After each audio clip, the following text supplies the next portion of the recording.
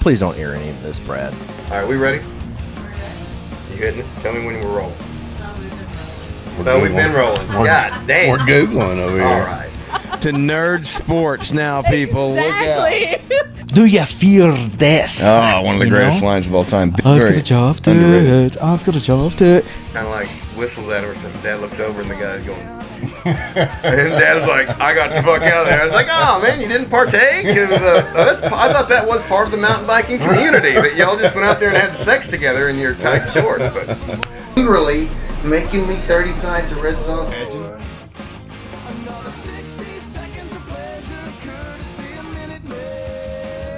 He just hangs it back up. So that's what I was doing wrong the first time. That's what you were doing wrong. Big Pharma's turning the frogs gay, and it's coming after your kids. And they're going to make them incredibly happy. Infowars.com. Listened so much. Are you...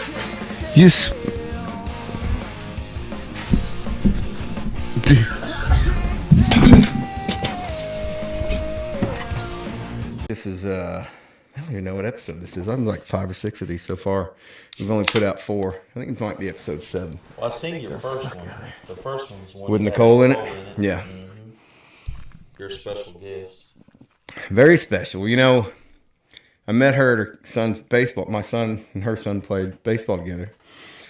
And met her at a game, got to talking, and, you know, she had the podcast going, and I went on it. I've been on it like 4 or 5 times. And I started mine, and I had her on as first guest as kind of a tribute because she had me on so many times, and she just came on a second time. It's been fun, man.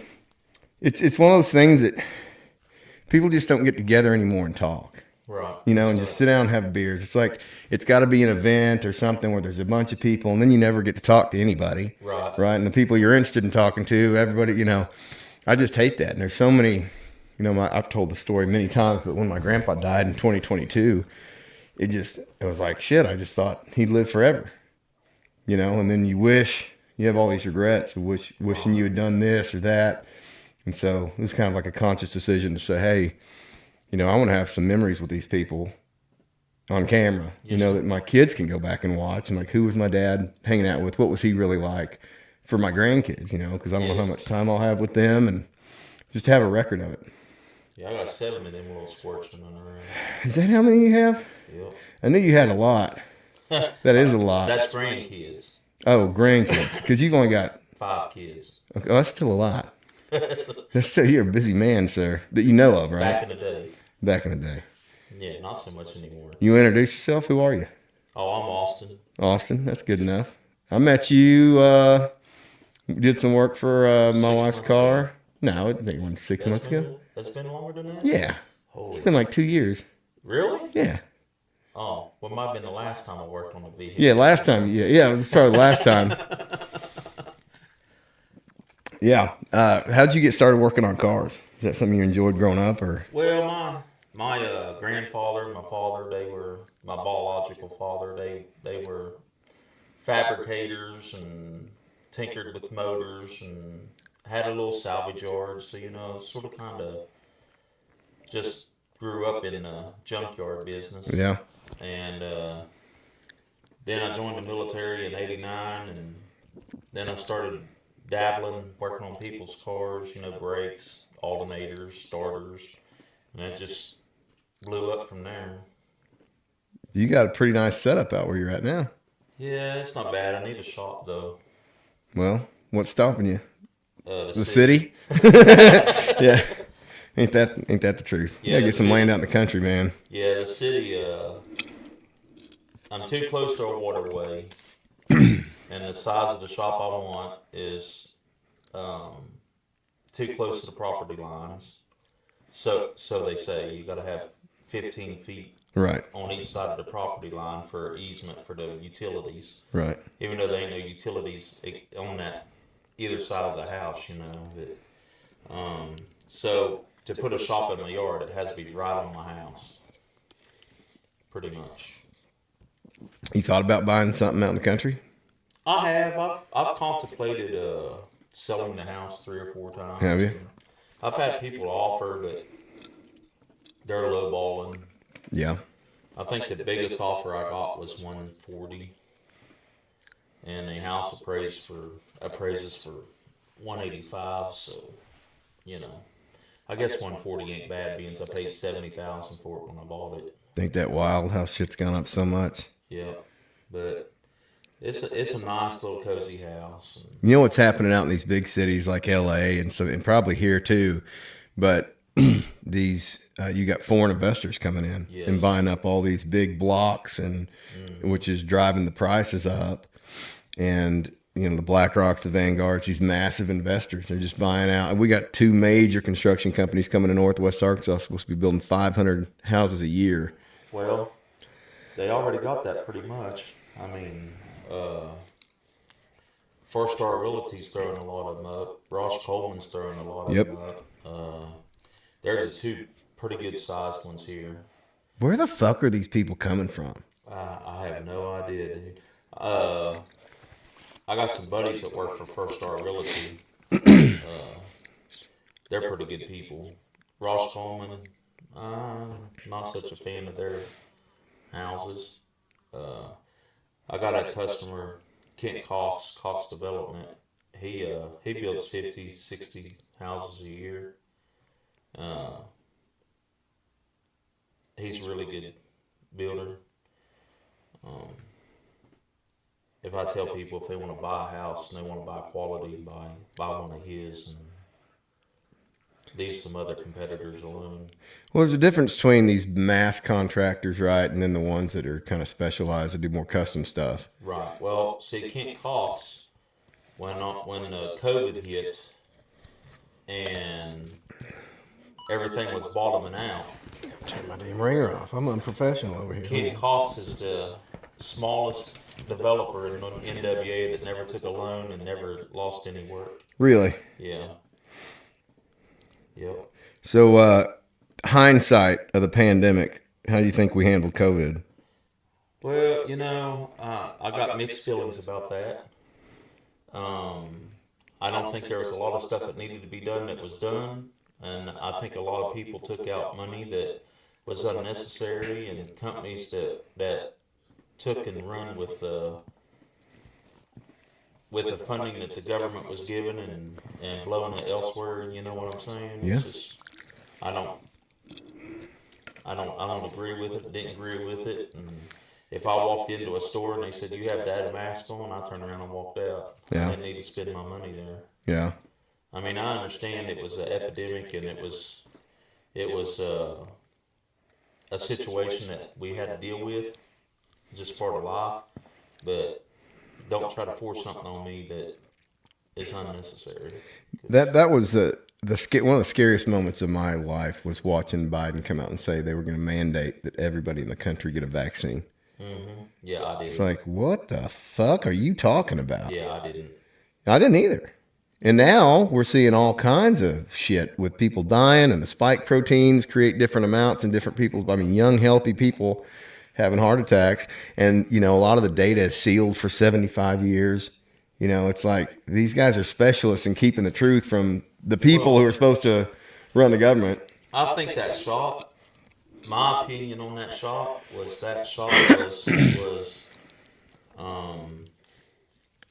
to eliminate individuals, elderlies, some of the younger generation that has issues. I don't personally know that, but there was a lot of people dying, and it was mainly kids and elderlies. Do you think it a population control device? That's what I don't have theories, but I'd say, my opinion, that's probably what it was, because the elderlies and the kids were dying from the shots. Well, yeah, I don't know what the data is on elderly people dying from the shot. I know a lot of elderly people died from COVID, but I think those people would have died from the flu or from pneumonia or anything else. Well, they weren't counting those numbers. Right, but I'm talking about the deaths after COVID. The vaccine. Yeah. Oh yeah, it's. I just haven't seen a breakdown of ages on it. I know there's been a lot of deaths and vax injuries and that kind of stuff, but mostly were elderly and young. Okay, I have heard that it's a lot of younger, healthier people, and just I mean I've seen more people just drop, you know, weird stuff, and even stuff that might not be the vaccine. It makes you wonder. Right. You know, I had a lot of friends or acquaintances after that, when was it 2020? Would have been 2021 when the vaccine came out, right? So between then and 2023, knew a lot of people in their 40s and 50s that just died of heart failure. Mm-hmm. And nobody's doing any research on it. It's just, this is what it is. Get them in the ground, and you're not really delving into it. Right. So how many people have already died and been, cremated or buried or whatnot that nobody did the research on it? Right. And didn't really care. But why can't you ask questions anymore? Anytime you ask questions now, it's like, oh my God, people were getting kicked off of the internet for just asking questions about what is in this. I mean, you're saying it's safe and effective, because one of my arguments was because they demonized people who didn't get it. Right. That's what pissed me off. Right. So now I'm an other. I'm an undesirable. Well, I guess we both were. Yeah, well, but amen, brother. Good for you for not caving into the fucking social pressure, because I know so many people who didn't want to get it, but did it because of the social pressure. I know people that had to get it because of their jobs. That's a tough choice. And I think if I would have actually been asked to get the shot to keep my job, I would have probably quit. Yeah, I knew a lot of people. My wife lost one of her jobs because from I don't have no desire, and I don't care to have any desire to put anything in my body that didn't belong. Well, you can get another job, you can't get another life if there's a risk. And for me, they say follow the science, right? Well, it takes 10 years to develop a vaccine, yet you just magically had this one ready. Yeah, it was just. Was it ready before the virus came? You know what I mean? Like, it was real fucking quick. There was when the epidemic first started. There was now it's like everything else. There's people going on there saying yes, they knew about this back in the 70s. They just didn't pursue it, but they were making the antidotes for something that didn't exist. Yeah. I mean, I'm not a conspiracy theory type person, but I do listen a lot. Yeah. And I pay attention. Sure. And it's just there was too many signs pointing that they already knew something was going to happen. And who's to say that wasn't man-made? Well, they started lying from day one. Right. It's not from a lab in Wuhan. But you literally have a bioengineering laboratory that studies these things, and it can't be from there? That's not even a possibility? So from day one, I don't trust you. You're lying about this. Well, they said China. It originated in China or Japan. No, it's China. It's Wuhan, China. Yeah. And then it come to the States. Right. Well, I don't believe that. I believe that it was intended. That's what I believe. That's my theory. You think the virus was released intentionally versus a leak? I do. I tend to think that as well, because of the way they reacted to it was so authoritarian and such a crackdown.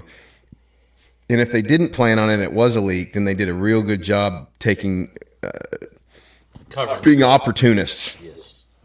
And maybe that's the case. I don't know. I you don't want to think people are that evil, but they are. Oh. I mean, well, there's a lot of evil. Oh, and it seems to me that power attracts fucking psychopaths, right? Does, indeed. And the higher up you go, the less you are related to people like us, right? The less you're dealing with people like us, and the more you're dealing with higher ups. And what are your numbers? And what's your bottom line? That's it. The higher you live on a building, people look like ants. You stop thinking. All it is money and power. Yes. And fame. Those are the three things. And the kind of people that want that stuff are not good people. Nope. A lot of times. Nope. I do know some. I do have some friends. Well, one just recently passed away 2 years ago. They have money, but they ain't no different than us. They'll That's rare. They'll sit down. They'll talk to you. They're down to earth. It used to be one of my customers. Yeah. And he'd sit down to earth, just sit there and talk to you like some Joe Blow. Well, God bless him. I've not met a lot of people like that. Dollars in the bank. Yeah. He didn't have millions, but right. But they had money. Yeah. Compared to me and you, they got money. Right. And they were just down to earth as they could be. Talk to you, see you out in public, wave at you. They're not the society that is up above everybody, that looks down. Like well, and I think there's a lot of good people who go into it with good intentions, and then they start getting a little taste of it. I've seen this in people who get promoted into management positions and stuff like that, and it's like all of a sudden I've got the power now, and they completely change almost overnight. Because rather than still being your friend and still wanting to hang out, it's now they're trying to impress their uppers, right? Yep. And so what do I have to do to lick boot to impress my superiors? Yep. And then you're gone.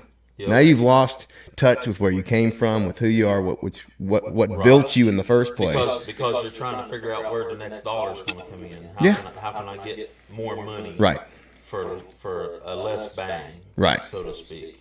That's why I love country people so much. Growing up here in Arkansas, Well, I ain't from here. Well, I know, but still, you're a country dude. You know what I mean? Like you're just a good old boy. Every time I've been around you, I've enjoyed talking to you.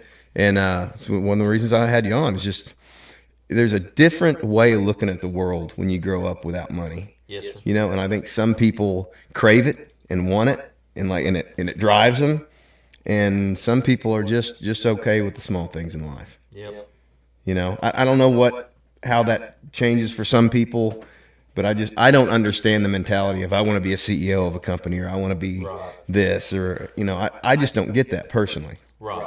Well, I've lost friends because of that very thing. They get a taste of what they think they should have, and then that taste is never really good. It's that they always want more. Yeah. And they want more, and they don't care who they got to step on or who they got to push out of the way to get what they want. Yeah. I have a friend he's got a good mindset. And he's down to earth. If you talk to him, he's down to earth.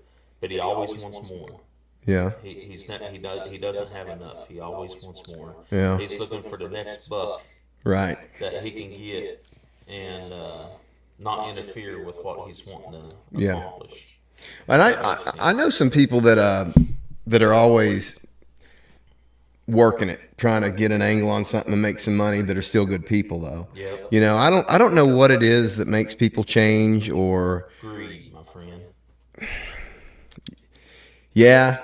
I guess when you boil it down, it always comes to greed. Because when you don't have it, you don't think much about it. But then when you get a taste of that power or that control or the ability, it changes some people. Right. Well, some people think that I do too much for too little. But the way I see it is, I'm not out to get rich. I don't really care. Yeah. I personally don't have no desire to want money. Money's nice. It takes care of things. Sure, absolutely. But it's not something I go out of my way to screw other people to achieve what I want. Sure.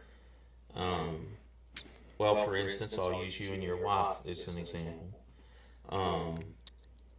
I did y'all's work. It wasn't the concept of the money. It's just the fact I just met new friends. Yeah. I got to meet new people. So what if I take a drop $20 here or there? I don't care. It's not the money for me. It's meeting people. And I say that lightly because I don't hang around a lot of people. Yeah, I get it. So well, it's hard to find people that you're on I use the term frequency. Right? Some people are just on a different frequency, and no matter how much time you spend with them, you're never gonna get on that same frequency. Right. You're just not gonna. Right. It's just not gonna happen. So it's important to me when I do find people that are on that frequency. I want to maximize my time with them, or I want to learn from them, or just spend time with them. You said you weren't from Arkansas. How long have you been in Arkansas? I've been here a while. I come here in '93. Okay. Yeah, that's a good stretch. I married an individual from here. Okay. Well, my three oldest kids, baby mama. Mm-hmm. And when we were married when we got here, so I have a reason to stay. Yeah. If it was just because of her, I wouldn't have been in this state. Sure. But do your kids stay here? I got kids here. I got grandkids here. Yeah. 7 grandkids. Well, one daughter and 2 grandkids aren't here. Okay, but 7 total. Right. Yeah. 7 grandkids, 5 kids. Yep. That's wild. I'm old enough, I guess, technically, to be a grandpa, which is a wild thing to think about. I turned to grandpa when I was 45. My first grandkid was born when I was 45. 44. Yeah. Right around in there anyway. Yeah. What year are you born? Oh, I was born in 68. Okay. Yeah, I guess that's about. I mean, I know people. I'm 42. I know people who already have grandkids now, which is wild. I mean, my oldest one's 13, so I still got a minute, hopefully. Yes, sir. But used to, you'd think about it like there were 20 years between my great grandpa and my grandpa, 20 years between my grandpa and my dad, 20 years between my dad and me. It was like every 20 years, you graduate, you get married, you have a kid, you settle down. You had to, right? People had to work to live back then. Now we work to buy stupid shit we don't need. Or to pay the government. Well, we're all working for that. Politics, but Yeah. Well, I'll say taxation is theft. We literally fought a war over taxation. Yep. And I can't imagine. It'd be interesting to sit down with George Washington and show him what's going on today and get their thoughts. Any of those guys, you know what I mean? Just from that era. Yep, I agree. Lincoln had a lot of shit to deal with. That'd have been wild, huh? Huh? That'd have been a wild time. Yeah. I always tell people I was born in the wrong generation.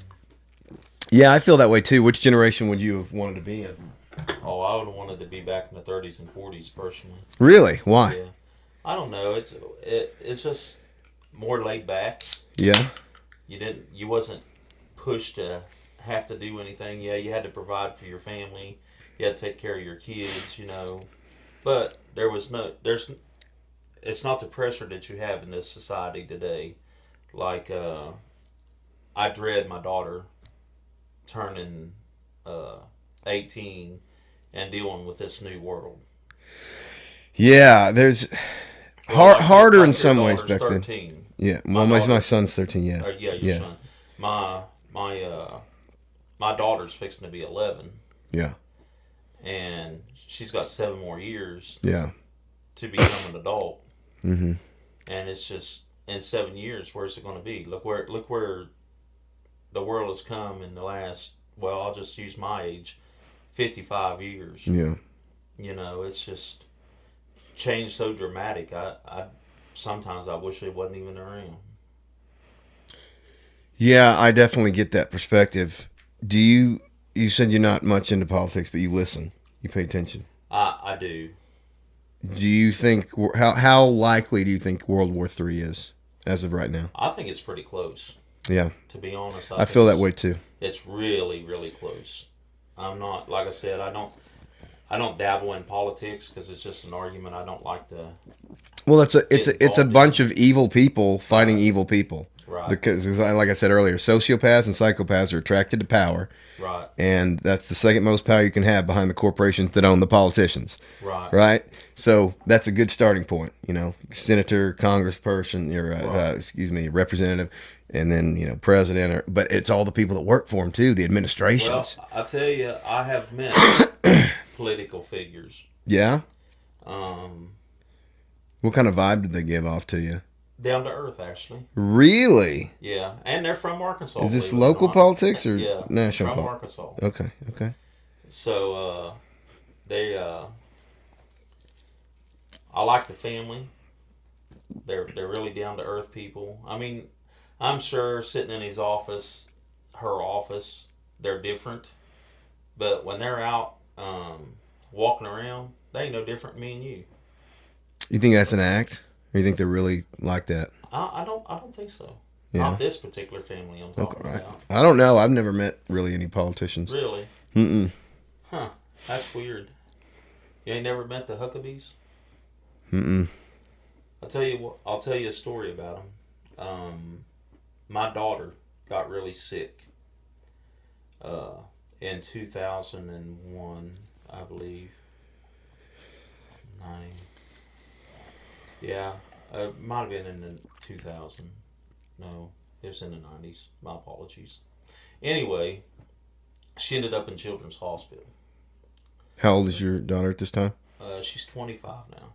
No, at the time, so she'd have She been was that weeks old. At the okay, time. Yeah. very young. Yeah. So I mean, she was like 2 weeks old when she Okay, ended up in the hospital. damn, that's scary. Yeah, and the Huckabees actually come to Children's Hospital and was checking out the kids, walking around, talking to the parents. They were the most down to earth people you would ever meet. And I don't know. Like I said, I met Mike and I've met Sarah, and I haven't really met any of the others. But them two, I can vouch for. They're really down to earth. Really down to earth. Yeah. I don't know. I like I said, I haven't really met any of them. I just wonder if, like, I'll take Hillary Clinton, for example, right? If she's in the South, she's got a Southern accent, There's right? no comment for either one of them Clintons for me. But you know what I mean? Like, if she's in the South, she's got a Southern accent. If she's in Boston, she's speaking with and I feel like they can just slip into these personalities and be whoever they need to be around whoever they're around. Right. You know, and it's like a snake just changing its... Well, you know... I'm not saying the Huckabees are like that. I'm just saying... I got you. But you used the right people for your analogy there. Yeah, well, and there are Kansans. You know, I remember thinking it was cool when I was a kid. You know, we got a president from Arkansas. So I think it's probably the only time in my lifetime Arkansas went blue for a president. You know, but, you know, and I don't even... You know, you can say Bill Clinton's politics led to this or that. My life was good when he was president. That's all I really remember. You know, I was a kid. You know, I was 10 years old when he got elected. Right. You know, so I wasn't really looking at politics. It wasn't really until Bush administration and then the wars in Iraq and 9/11 and then the Obama administration and the wars in Syria and all the bullshit and then the racial division that he brought back and, you know, and then you go into Trump era and Biden era and Trump again and all that stuff. I guess while we're talking about World War III, because so you got China surrounding Taiwan, you got Ukraine and Russia going at it, you got this deal in Israel, so you got 3 hotbeds all over the world. Right. We're allied to or funding. We're funding 2 of these wars. Right. One of them we're promised to help. Well, because we're allied nations. Right. The only one we're not allies with is Russia. Right. And North Korea, of course. But do you think the war gets hot? World War III hot where everybody's going at it? Or do you think that the game plan is to have America outspend itself on all these wars and just drain us financially? Well, I think, to be honest, just between me and you, I think we're already drained. I mean, we owe trillions of dollars to China. Trillions, not billions, I know. trillions. So, you know, we're obligated to them. Well, we just print more money, man. I actually got in a conversation with somebody. I don't know if you know the Red Dawn, the movie Red Dawn. The original one we had Patrick Swayze in it. Yep. I haven't seen it in years, but I remember Well, they got a new one now. Is with it a new reboot? Actor. Okay. Well, it's somewhat. I think the one with Patrick Swayze was Japan coming into the United States and taking over Japan. Yeah. The new one is Russia coming into the United States and taking over the United States. I don't think there's going to be... I want to make sure we're recording. Keep talking. I don't think they're going to be as God. for upfront as the movies, but Right. I'm pretty sure the movies is pretty lifelike.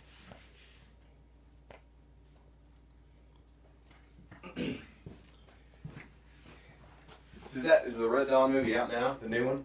Yeah, it's been out for a few years now.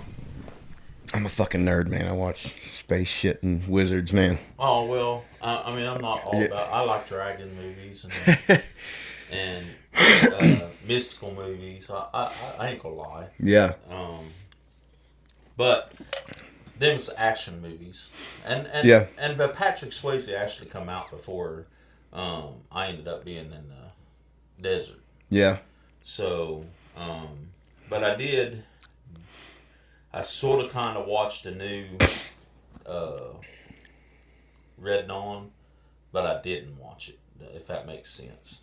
Explain. Not really. Okay, I have PTSD. Okay.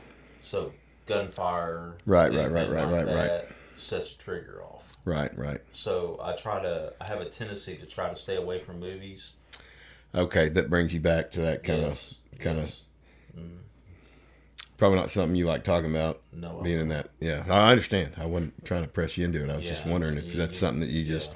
So, how do you cope with it? You just repress it. I work my butt off. Is that what it is? Yes. I try to stay around positive people. Yeah. Because if I get around the wrong person, then you really know I'm ex-military. There's not a chance of you snapping and killing me here, is there? No. Okay. I just want to know not the unless danger. you get aggressive. No, I'm not the Us aggressive. just sitting talking, it won't bother me now. Well, let me ask you this. If So, I get mad, I get quiet. okay, well, keep talking. Let's keep you talking, man. So World War III. So you think it could happen? Oh, I know it's going to happen. You don't think there's any stopping it? No. You don't think Trump can stop it? Anybody can stop it? There's nobody going to stop it when it comes. Yeah. But these powers want this. Well, It's a new shakeup, I think. here's the thing. The Bible says in the end of days, he already destroyed the earth with water. Okay. The next is fire. Right. It's inevitable. Well, how you think the world's going to get destroyed by fire, other than meteors and Sure. World War III? Yeah. It's coming. It's going to happen. It's going to lay waste to 99.9% of the world. So you think that's upon us? You think that's imminent? I know it's coming. Okay, but there's a difference between the end of the world and World War III. There could be. Do you think this is the end of days, or do you think this is just something we will survive and move on from? Well, that's not for us to say because we really don't know. But Well, sure, I'm just asking what you think. Yeah. Opinions. I'm going to say when World War III hits, it's going to be catastrophic. It's going to destroy a lot of life, and the ones that are left, they ain't going to have much. Well, there's a great Einstein quote that says, I don't know what weapons World War III will be fought with, but World War IV will be fought with sticks and stones. Well, I guarantee you, when World War III, it's going to be nuclear. Well, 100%. But not just nuclear. I mean, EMPs taking out electrical grids, right? Cyber attacks, locking down. I mean, it's these kind of things are what we're dealing with today. Yes, sir. And I have my problems with the FBI and the CIA and some of the corruption that goes on there, but thank God they're protecting us from that kind of shit every day. You know, that is some stuff that could really destroy a country. And that is a fact. And like once again, I'll say I'm not politically inclined. Sure. But I don't think Homeland Security and the FBI and all them is doing, and I don't think they're doing as much as they could be doing. Okay. But I also know, like any political error, that there's people that control what they can and cannot do. Sure. Even the military. Well, what do you mean control what they do? Well, you know, you have a boss. Right. Okay, and that boss says you can't go over here and put these parts over here. Okay, right. Because So they whoever don't they fit report there. to. Yes. Yeah, okay. Yes. So it's like the Iraq wars. Right. The first one was a necessity. Okay. It wasn't so much to show a power. It was for the rights of the oil. Sure. Wars. Yeah. And I'm not saying that we need to just stick our nose in it. Right. Because we have oil here that's untapped. Oh, 100%. Yes. And we don't have to rely on overseas. We could be energy independent. Right. Again. Yes. Right. We don't have to rely on foreign assistance. Right. I guess what I'm trying to say. Yeah. Not at all. We could do it ourselves here. Yeah. And one thing I'll say about Trump is Trump was trying to get us back to where Yes. we as a nation could stand on our own 2 feet. Yeah. Well, we were pretty damn close. We was, and that's why he's not in office no more. Well, I think there's a lot of reasons, but yeah, I think that is one of them. Right. I think my primary reason that I don't think Trump is in office is that the powers that be cannot control him. Well, and You have all that beer you want me. Yeah. That is a fact. Because that's the number one qualification to be president. Somebody can buy you. Right. Joe Biden is not an entity on his own. Okay, Joe Biden. I really don't need to be on this trip, but Joe Biden is a puppet. Right, but whose puppet? That's the question. Anybody in the White House that gets him to sign a piece of paper Sure. without him knowing what he's signing. Sure. You've known people that age in that kind of condition. Well, and it is true. Thanks for the drinks, by the way. Absolutely, brother. All I'm going to say is I'm not so sure that Hillary Clinton wouldn't have been better than Biden, and I'll just leave that alone. Yeah, I don't. That's a whole fucking. That's what I'm saying. That's a whole. I don't even know how to. Yeah. Well, I'm just saying. Yeah, no, I know what you're saying. Biden's in the office because people wanted him there to get what they wanted on their agenda. That's the bottom. 100%. Yeah, That's the because bottom everybody in that administration checks off a box, and that box isn't qualified. Right. You know what I mean? Yeah. I want to get back to what you were saying about Trump, but I want to bring up one thing real quick. There's an interview. This is why it's good to have a producer. We can pull this up. But there's an interview with Obama.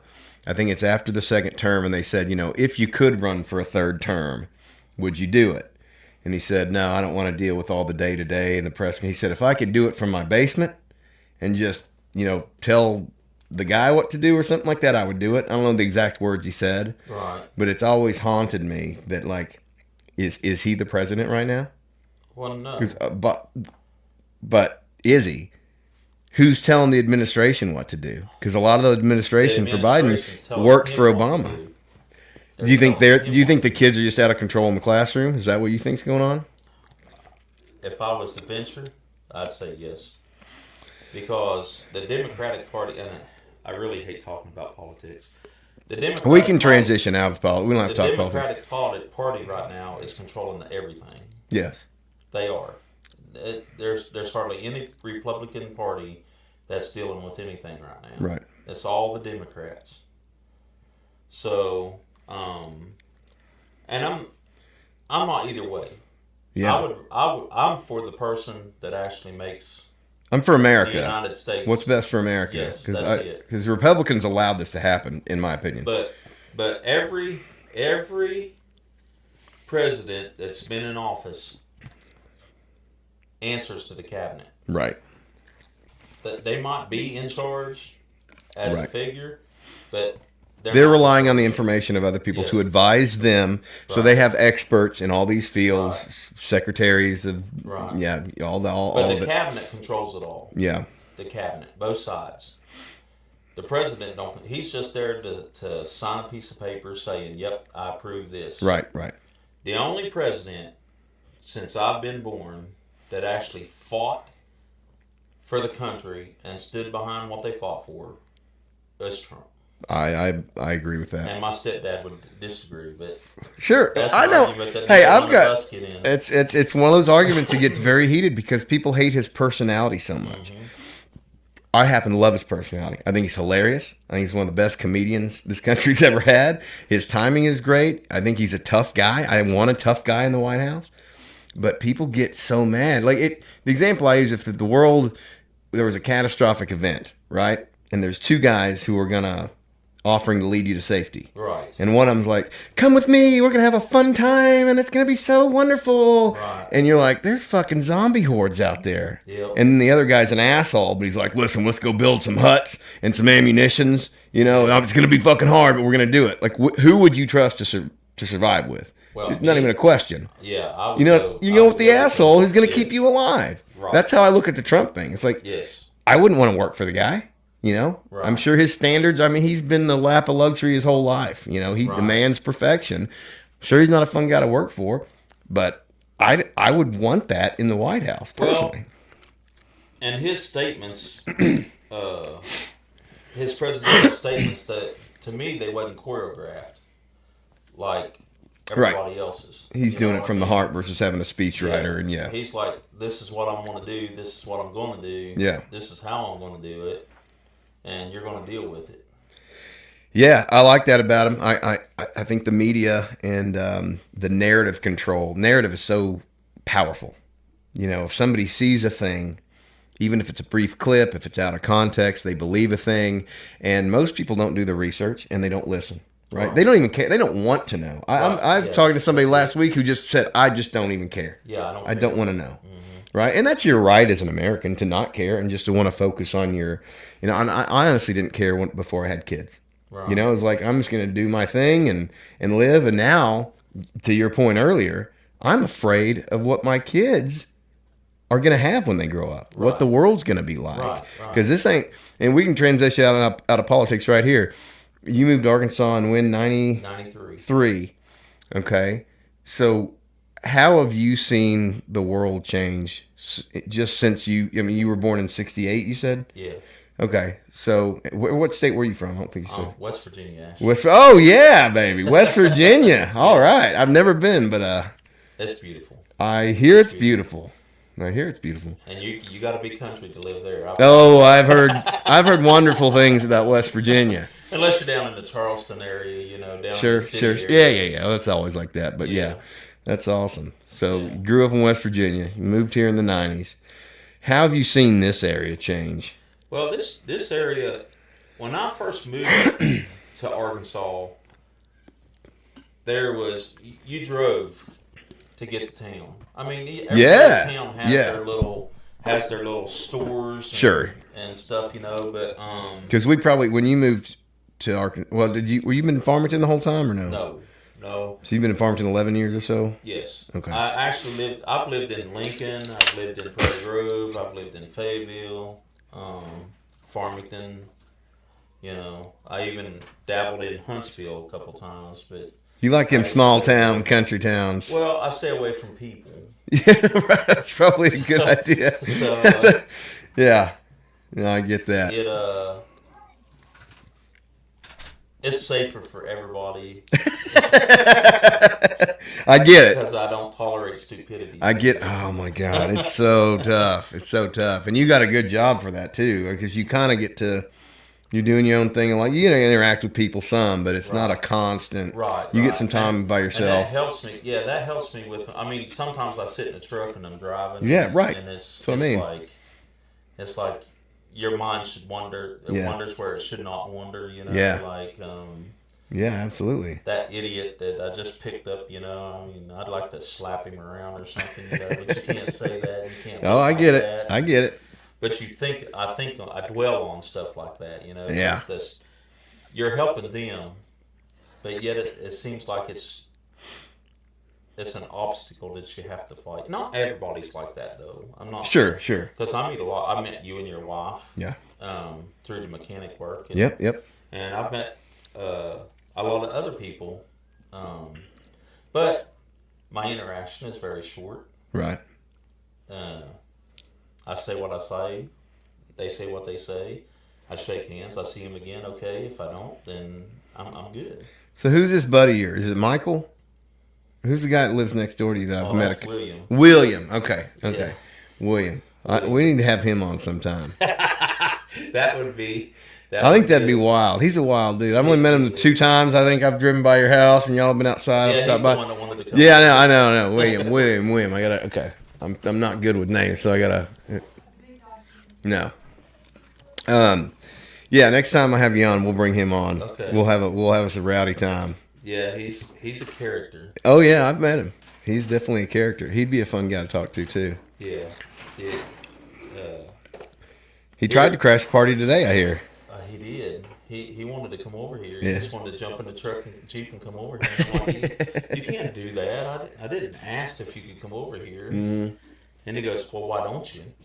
I was like, because it's his podcast. It's not mine. It's Right. not, No. You you just don't. Very responsible of you. I appreciate that. Don't invite yourself to a Right. picnic when you're not invited, and people look at you like you're crazy. You know what I'm No, saying? but we will have him on next time. I think that'll be fun. Yeah. He's an interesting character. How long have you known him? See, he's lived across from me for about almost 6 years now. Okay, so a minute. Almost. A minute, yeah. Yeah. All right. All right. Good people. Yeah, Seems to be. He's the number one guy that just shows up at my house randomly and just wants to sit around and. He's like Kramer from Seinfeld. Yes. He just Yeah. busts that's open it. the door. I used to have a neighbor like that. Good friend of mine still. He's in Austin now. Sean. Miss that guy dearly. He was up, I think it was around Christmas time. Got to see him first time in a long time. But it's crazy how you'll have friends in your lives that are really close and then they move or Yeah. something. And then you lose Well, touch. I've had people that I say used to be my friends. My thing is trust. Yeah. If I can't trust you, then I'll tolerate you. Sure. But once it's broke, it's over. I have no desire to be around you. I have no interest. I had a very good friend of mine that when I had my business, I took on as a business partner. That's the reason I work for somebody else now, because I got ruined basically. By a partner? Yeah. Oh my God. That I thought was my friend. See, that's what scares me about doing my own business is it's hard to do by yourself. It's damn near impossible to do by yourself. And then trusting somebody with that kind of Right. Well, I've been a mechanic. I've worked on cars. I can't say I've been a mechanic because I dabbled at first, but I've been doing this for 35 years. yeah. And I took on a business partner when I had my 2 shops in Fayetteville. Yeah. That didn't pan out, so I ended up shutting my shops down. And of course, I got married to a woman, which didn't last very long. Second marriage? Yeah. Yeah. Did not last very long. 5 months to be exact. Damn, son. Well, That's a brief foray into marriage I here. have no idea. Oh, I know I don't. But did you not see that before? Did you get married so fast you didn't see it, or was it? Did she trick we you? dated for a while. Really? She turned. So she changed on you. Psychopath after I put a ring on. Oh God, I I hate mean, to hear 30 that. minutes after being married to her, she was like, "I wish I'd have never married you." Granted. You know. How many times you been married? 3. Married now? No. Not. Okay. I didn't think you were. No. You looking for number 4 now? No. Done with that. Yeah. No Yeah, I moss. saved No moss. money not having a woman around. Wouldn't we all? No offense to women, but No, I get. Well, they bring a different dynamic. I mean, I get it. I know what you're saying. There's a lot of toxicity in marriages. A lot of marriages. well, What I I mean, see. my last marriage, I can't say that it was all her fault. The reason the marriage didn't last. I'm not gonna to ponder in or venture into anything. Sure. But she had a point and I had a point. Sure. You know, so in the end, for our daughter's sake, we chose to agree to disagree and settled out with a court agreement and So you have 2 daughters with her. 1 daughter with her. 1 daughter with her. Okay. Yeah. And that was what was best for the Yeah. daughter. You felt like. Well, it wasn't best for the daughter. It was best for the relationship Right. that we parted. Just so happens that the daughter is, she's doing really good. I'll Good. just leave it at that. Good. And That's all you want. And as long as she's okay, then I'm okay. I wonder sometimes though if people are too quick to get divorced, especially with children. And I don't know everybody's circumstance. Well, I was involved. I own my own business. Yeah. I actually own 2 businesses. And when I wasn't working, which was rare, I was taking care of a church, cleaning it, getting it ready, set up for service. So I wasn't home a lot. Yeah. I was always doing something. Right, right. And I think that drove a wedge where it didn't need to be Sure. driven. But I thought I was doing the right thing. Right? So like I said, it's not her fault, not my fault. It's just Yeah, and maybe that I'm not using you as an example. I've just I get known it. people that just got divorced because of some very trivial differences, and then the Right. kids were devastated. And it's like Right. you couldn't just power through a little while. I think people get so. And again, I'm not talking about you. I'm talking about a lot of times people will chase something. Oh, I found a woman I like better. right. So I'm going to leave my Oh, wife yeah. and kids and go over it. Yeah. It's like, what the fuck are you doing? Yeah, that's. You know what I mean? If it was a happy marriage, I'm just gonna say this: if it was a happy marriage, he wouldn't have been looking elsewhere, or she wouldn't have been looking elsewhere. I agree, but you still have some duty to your children in that time Well, to, and to that- give them a that is stable true. environment. As long as there's no. Now, you're going to have houses where kids are seeing the parents fight and maybe there's some abuse and stuff. That's not good. Yeah. That needs to stop. Yeah, that shows a lot of you know. childhood drama that grows up in. My thing, I try not to fight in front of the kids ever, even in any of my marriages. Right. Sometimes it was inevitable. Sure. It couldn't be avoided, But I do not agree. I know there's families that separated or families that I do not believe a kid should be a teenager before it's time. And I don't think it should be I agree. adult before it's time. I think Agreed. a kid needs to be a kid while it's a kid. Yeah. And then as it matures, it can choose its own path Yeah. to walk and adjust and You don't seem like you were a helicopter dad to me. Just holding over him. Don't touch this. Don't do that. I don't know. You asked my oldest daughter, I was pretty mean. Where are you now? Yeah, she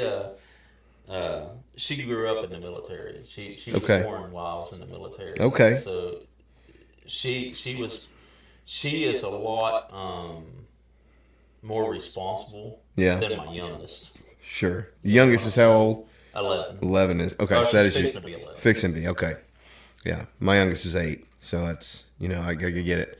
It's a wide range, 25 to 11 in there. Yeah, well, my oldest is 29. Oh, the oldest. So you got one 29, 25, I got 11. a 29, a 28, a 27, a 25, and then an 11. Okay, so that youngest one's Yeah. big gap in there. Yeah, Between, okay, Very large. gap. okay. Um, What's your parenting? How would you say your parenting style has differed between your oldest and your youngest? Because that's a big gap. oh well, you got to think Almost 20 years. I was a really big butthole back. Just to be honest. You think with you've lightened up? Oh yeah, a lot. My youngest is really spoiled Yeah. versus my oldest. Yeah.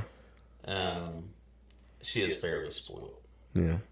She gets what she wants when she wants, and there's no questions.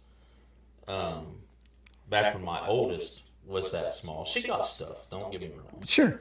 She got stuff because she wanted it. Right. But if I said no, it was the end of the conversation. She never brought it back up. Right.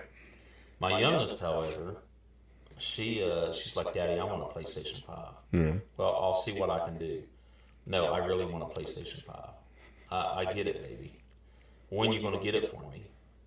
Man, that's Yeah. tenacity right there. Yeah, she is her daddy's baby. I can promise. Does she have a PlayStation 5 now? Yes, she does. Yeah, okay, that's where I was going with that. Okay. And a phone, man. Well, my kids benefited a lot from me being a gamer because I still yeah. play, and so a new game comes out and I'm getting it, and so they I didn't even suck have at to. games. Yeah. Well, you're 55, you said, so Yeah. you probably weren't. You probably I didn't. didn't even see a game system until I was in my 20s. Yeah. I didn't even know what a game system was. Because I mean, see, you hear about them. because I'm that generation. So when Nintendo came out, I was 6, and by the time they hit the U.S., I was. I was in the Atari stage. But Atari probably came out when you were already almost an adult. No, that was my teenage years. Was it teenage years? I don't know what year Atari came out. Early 80s, 60s. Yeah, so you'd have been a teenager. But it didn't quite stick Right. with you. Well, I had other priorities. Games was not a priority. Yeah. Just like Yeah. computers. Yeah. I am not. You don't know your way around a computer, do I am you? not. Yeah. I'm lucky to operate my phone. Yeah. I get it. I get it. I do the basics, what I need to know and how I need to know it, and that's it. You know. Yeah. I don't do the whole social media thing. It just. I have Facebook. Don't get me wrong. I do have Facebook, and I do get on it a lot. And I have Instagram because some of my friends are on Instagram. That You don't have wear Facebook. sexy outfits on No, Instagram? I Is that don't. what you do on there? No. I browse on it. I don't. No. You could make a lot of money. No, I couldn't. I'd probably get paid to shut it off. I will admit, like, I had a MySpace for a minute, and then I was just like, I just don't really see the purpose of this because these people aren't my actual friends. Right. And I'm seeing my friends in real life, and these people are just kind of acquaintances, and I didn't do it. And I just got on Facebook last year because I want to start reconnecting with some people, and I understand Facebook, at least. Right. Once you get into the Instagram and the TikToks, like I don't get it. I just don't get it. Well, I got some of my family's on Instagram, so then they're not on Facebook. Right. So to stay with them, I got both. But can't you just text? You know what I mean? Like, I guess you gotta. My family don't text. If you'd be lucky if they got a phone. Yeah. I don't know. That was always my mindset. It's like I still text the people, but it has been interesting seeing, people post pictures and stuff about their families, Right. and most of the time I don't give a shit about these people anyway. I'm just seeing stuff. But there are some people I've reconnected with through Facebook. In fact, my buddy Jason Stillwell was on the podcast last week. God, dude, fucking wrong with you? You're over here Miss my damn spilling mouth. beer everywhere. Dang, man. You gotta slow down. What's it? I started to stick it to my mouth, and I was like, First time you drank a beer, son? no, not really. We Wow. anyway, That's interesting. I'm fucking with you. But him and I hadn't spoken in almost 20 years, and we're great friends in elementary and high school. Played football together, and then life just happens, And I'd put out I was doing a podcast, and he was asking about it, and I asked him to come on, and he came out. I think it was a couple Fridays ago, and I was kind of like, man, I haven't talked to him in a long time. I don't know what it's going to be like, And I came up with some topics, and he was a little nervous. It turned out we didn't know. And we went for, I don't know how long the pod was, an hour and a half or 2 hours. But then after the pod, we sat and talked for 3 more hours till 1:30 in the morning. Just like nothing you'd never missed a beat. Right. And that's what I'm wanting to do with this podcast is now I've got a record of it. Yes. Someday if my grandkids want to say who were Grandpa's friends and who was he. Well, how do you connect with your people on your podcast, dude? I mean, I only got to watch one video. Well, it's on YouTube. It's on Spotify. I'm posting links on Facebook. Go subscribe to the YouTube channel. It's okay. Brad Durham's podcasting couch, and it's just been fun, man. I've just reconnected with a lot of people, and again, like how many times do you just sit down and have a conversation with somebody and have a beer? Well, that's true. You don't, because usually you got to invite somebody. Dump it down in front of themselves. Well, what happened. I've had worse on the podcast. The Steven cast that just came out. He spit beer all over that entire side of the room. We actually put it at the very front of the podcast as a preview, but he was laughing or something. He just spits beer everywhere and just collapses. He was laughing so hard, but oh wow, yeah, I've seen worse. Okay. You're gonna be all right. That's a minor infraction. Just don't puke. That's all I ask. Oh, I normally don't. When I used to drink back in the day. Done heavy drinking. Yes. The whiskey. Yes. Yeah. I used to tell people, you walk in my house, don't touch my alcohol unless you're asked, and don't waste it. Yeah. Don't waste it. Yeah, I get it. I get it. That's a good bit of advice. I can't drink the heavy shit anymore, man. Oh, I can't either. William actually, was in one of his moods because a woman he likes isn't showing him enough attention. Okay. Yeah. Well. So he went and got him a bottle. Yeah. And he goes, "Do you want a drink?" I'm like, "Yeah, sure. I'll drink one with you." Yeah. Wow, that was some strong.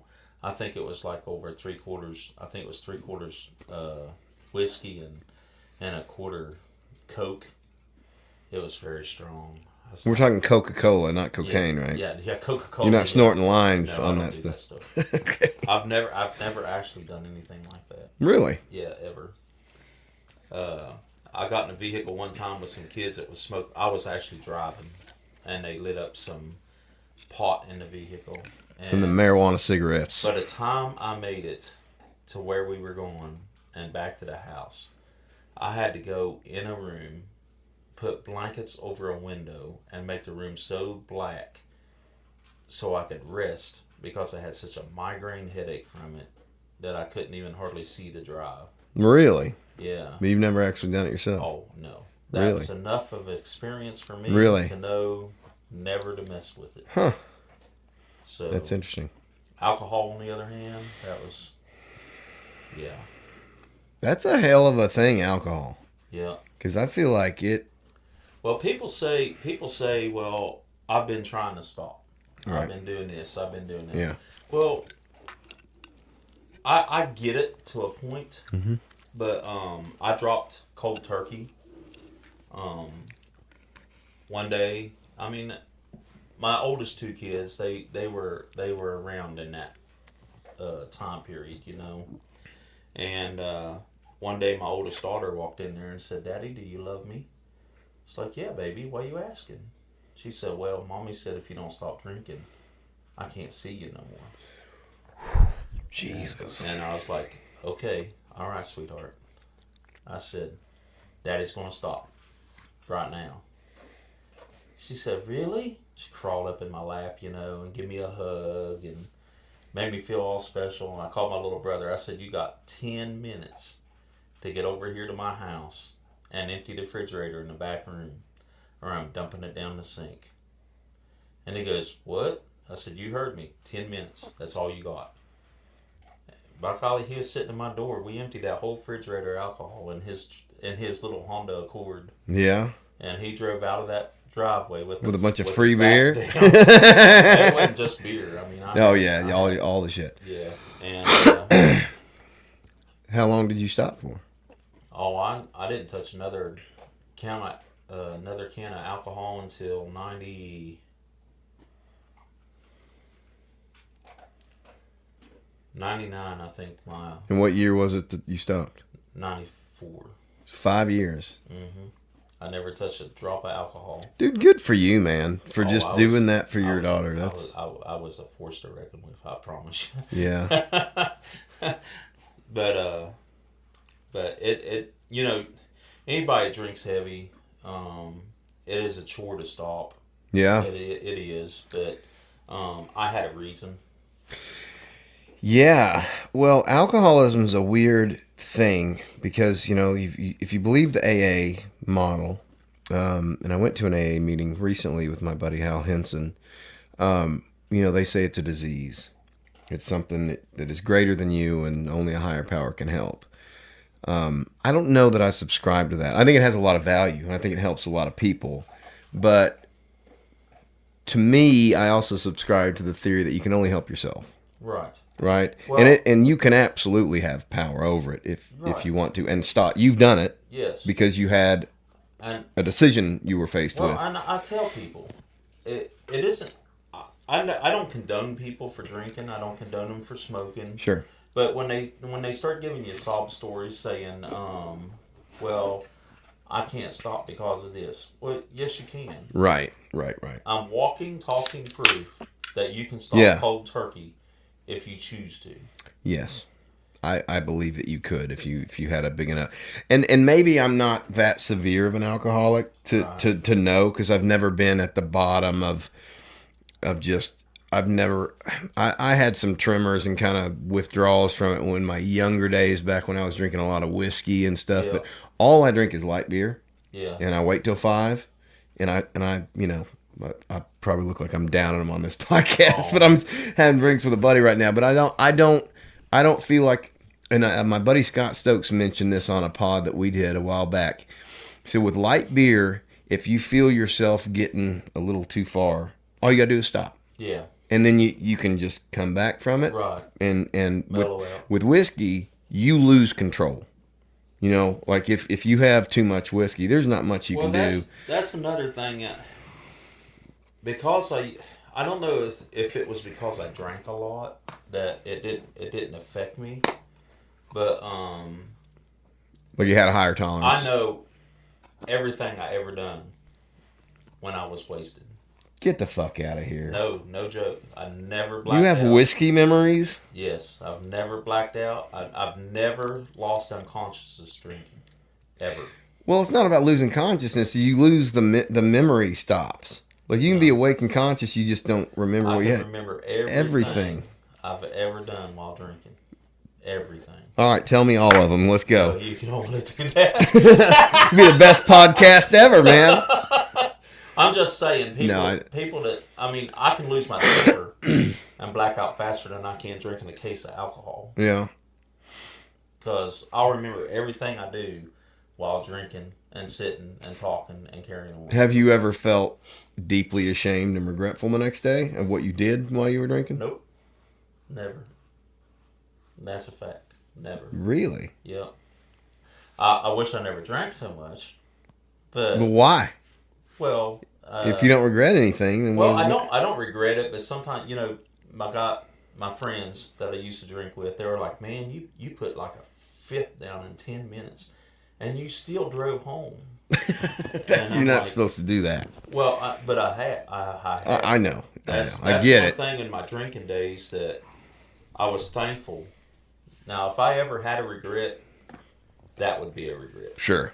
If I hurt somebody on the way home or Sure. or something like that, I mean, I would regret that. But I can honestly say I was probably one of the straightest functioning alcoholics there ever was. I mean, I could go home drinking, work drinking. Is that because you felt like you have such a high tolerance for it? No, I was just dumb and was trying to forget. So, Was this post-military? Yes. Okay. I never drank before the military. Do you feel like there's adequate, like, I don't even know how to ask the question. Are you being taken care of for your service? Well, here's the thing. Here's the thing with the VA, and I'm not saying this to be condescending to the VA, but they're about pill popping. So the pharmaceutical companies want to fix it, Right. or get you on something that you got to take for the rest of your life. Right. Right. And I do take medicine. I'm not going to lie. You know a difference if I wasn't on my medication. Sure. You would definitely know a difference. And the medicine is for the PTSD, or? Yeah. It keeps me mellow. Okay. So I don't. So you're not going to break my neck in the middle of the podcast. I have a on my motorcycle vest. I have a patch that says, "This vet is medicated for your protection." Right. Sometimes the medication don't work though. Yeah. My Do you boss- build up a tolerance to the medication eventually and have to switch? I switch it because there's some that when I first started taking the medicine and I was married, that actually had reverse effects. It actually made me more aggressive. Really? Than mellowing me out. I had my temper was quicker. Really? And if I noticed it, I noticed other people noticed it. Sure. So well, if you noticed it, then probably other. Yeah. Yeah, that's what I'm saying. Yeah. You know, and my previous wife, she was all like, "Did you take your medicine today?" Right. And I'm like, "No." She said, "Please go take it." But you said they're into pill pushing, but it sounds like this has helped you in this instance. Some it does. Some it does. Yeah. I mean, people that know me, that's been around me, knows when I take my medicine and when I don't. Okay. Because it's a night and day thing. Is that something you have to take for the rest of your life? Oh, if I want to stay out of prison, yeah. Okay. So if you don't take it, you notice a Yes. difference not being on it. Yes. So then that's a positive. Right. Then if it helps you navigate life. But it takes a long road to get to a medication that'll help you. I understand that. That's with the mental health thing too. I'm not big on popping pills or taking medication like right. they diagnosed me with high blood pressure and this and that and the other, and which I've been on blood pressure medicine since the 90s. Yeah. I have a family history of heart attacks and stuff like that. So, but I haven't been on any heavy blood pressure medicine in the last 5 years, and I feel better. So it really just depends. It depends on the medication. Is what I'm trying to get at. That's just what it boils down to. It just depends on the medication. Like I said, I was on some antidepressants that turned me the other way. Yeah, I've had that experience too. I've been diagnosed twice with bipolar disorder, and it's chemical depression. Yeah, I took medication for bipolar for almost 4 years, where they said, you're not bipolar, you're just an asshole. Yeah, pretty much.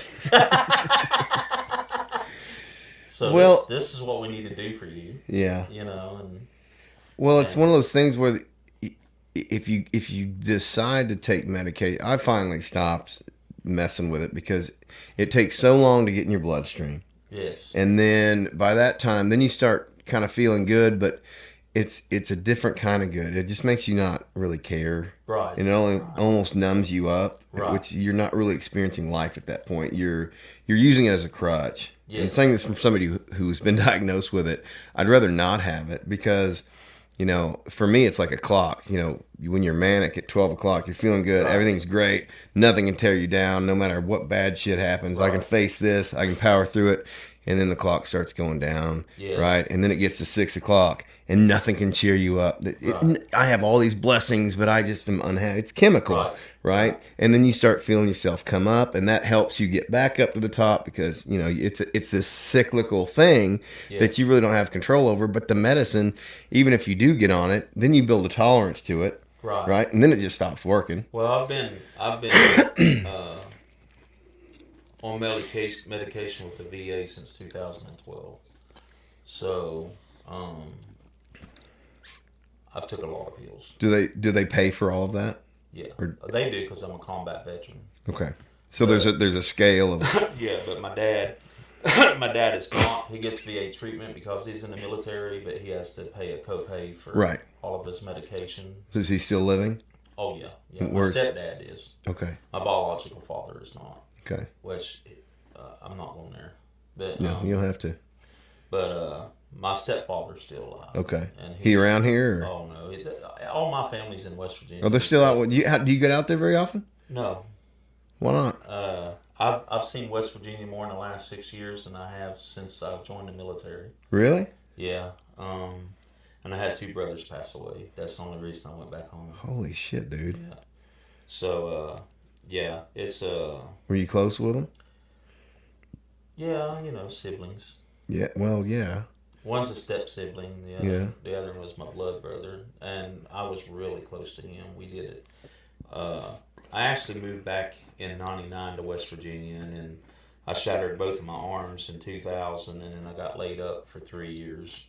Couldn't do nothing. How'd you shatter your arms? I was working on a company truck. I started for this furniture company, and one of the drivers went through a low covered bridge, and the bridge was lower than the box, and he took the corner out. Yeah. So I was repairing it on my day off. Me and my brother had trout fishing plans. Oh, fuck. We scheduled the same day off so we could go trout fishing. Yeah. And I wasn't at work 30 minutes and shattered both of my arms. Ended up in the hospital, and it was like, you should have went fishing. I was like, I wanted to finish the truck up. Yeah, I get it. But it didn't pan out. But anyway, that was a pretty serious point in my life too. So, because what I used to do, I can't do no more because I have restrictions. So it's sort of kind of, I had to do different avenues of approach. Right. To deal with it, so to speak. I'm good now. I'm so used to it now. It's just part of life until it gets cold outside. Yeah. Cold sucks, man. Then you feel it. Yeah. Especially when you get to my age. Yeah. I can just imagine people older than me. Oh, I know. Anytime I even think about bitching about getting old, it's like I don't have the right. There's people so much. I mean, I know people who are, in their 70s who are just in constant pain and have lost so many. Like, it's just, I don't. It's so wild to me to think that as a kid growing up in the 80s and 90s, everything was just so there were great decades to grow up in, and like we were talking about our kids growing up now, it's just a different environment. It is. The country's different. It's all technology now. It's all well, technology. yeah, and what I was going to say was even in the 90s, you only had 5 major networks. Right. So everybody was watching the same shows, listening to the same music, wearing roughly the same clothes with some variations. I got you. But we all had common interests and common American themes that we all participated in. And the internet shattered all of that. Now there's 20 options for baking shows. You know what I mean? Right. And if you don't like what's on TV, then you can find 600 YouTubers who are doing baking, right? And so it's gotten so fragmented that it's good in a way because it gets you exactly what you want. You can find somebody that you like. I hate like mainstream media. I'm not going to watch anybody wearing a suit. I'm just not going to do it because you're reading a script that's paid for by Pfizer, right? I don't trust you off the bat because you're reading a script off somebody. I don't care if your name's Sean Hannity. I don't trust who you work for, so I don't trust you. Right. And you might have some control of the show, but I don't know because Pfizer's paying your bills, right? When they fired Tucker off Fox News, he's the only person asking questions. It's funny you should say that. That is the only thing I will not watch. What? The news. Yeah. I don't watch it. So where do you said you listen, so you're getting your information from somewhere. Oh, people talk all the time. All you have to do is just listen. Yeah.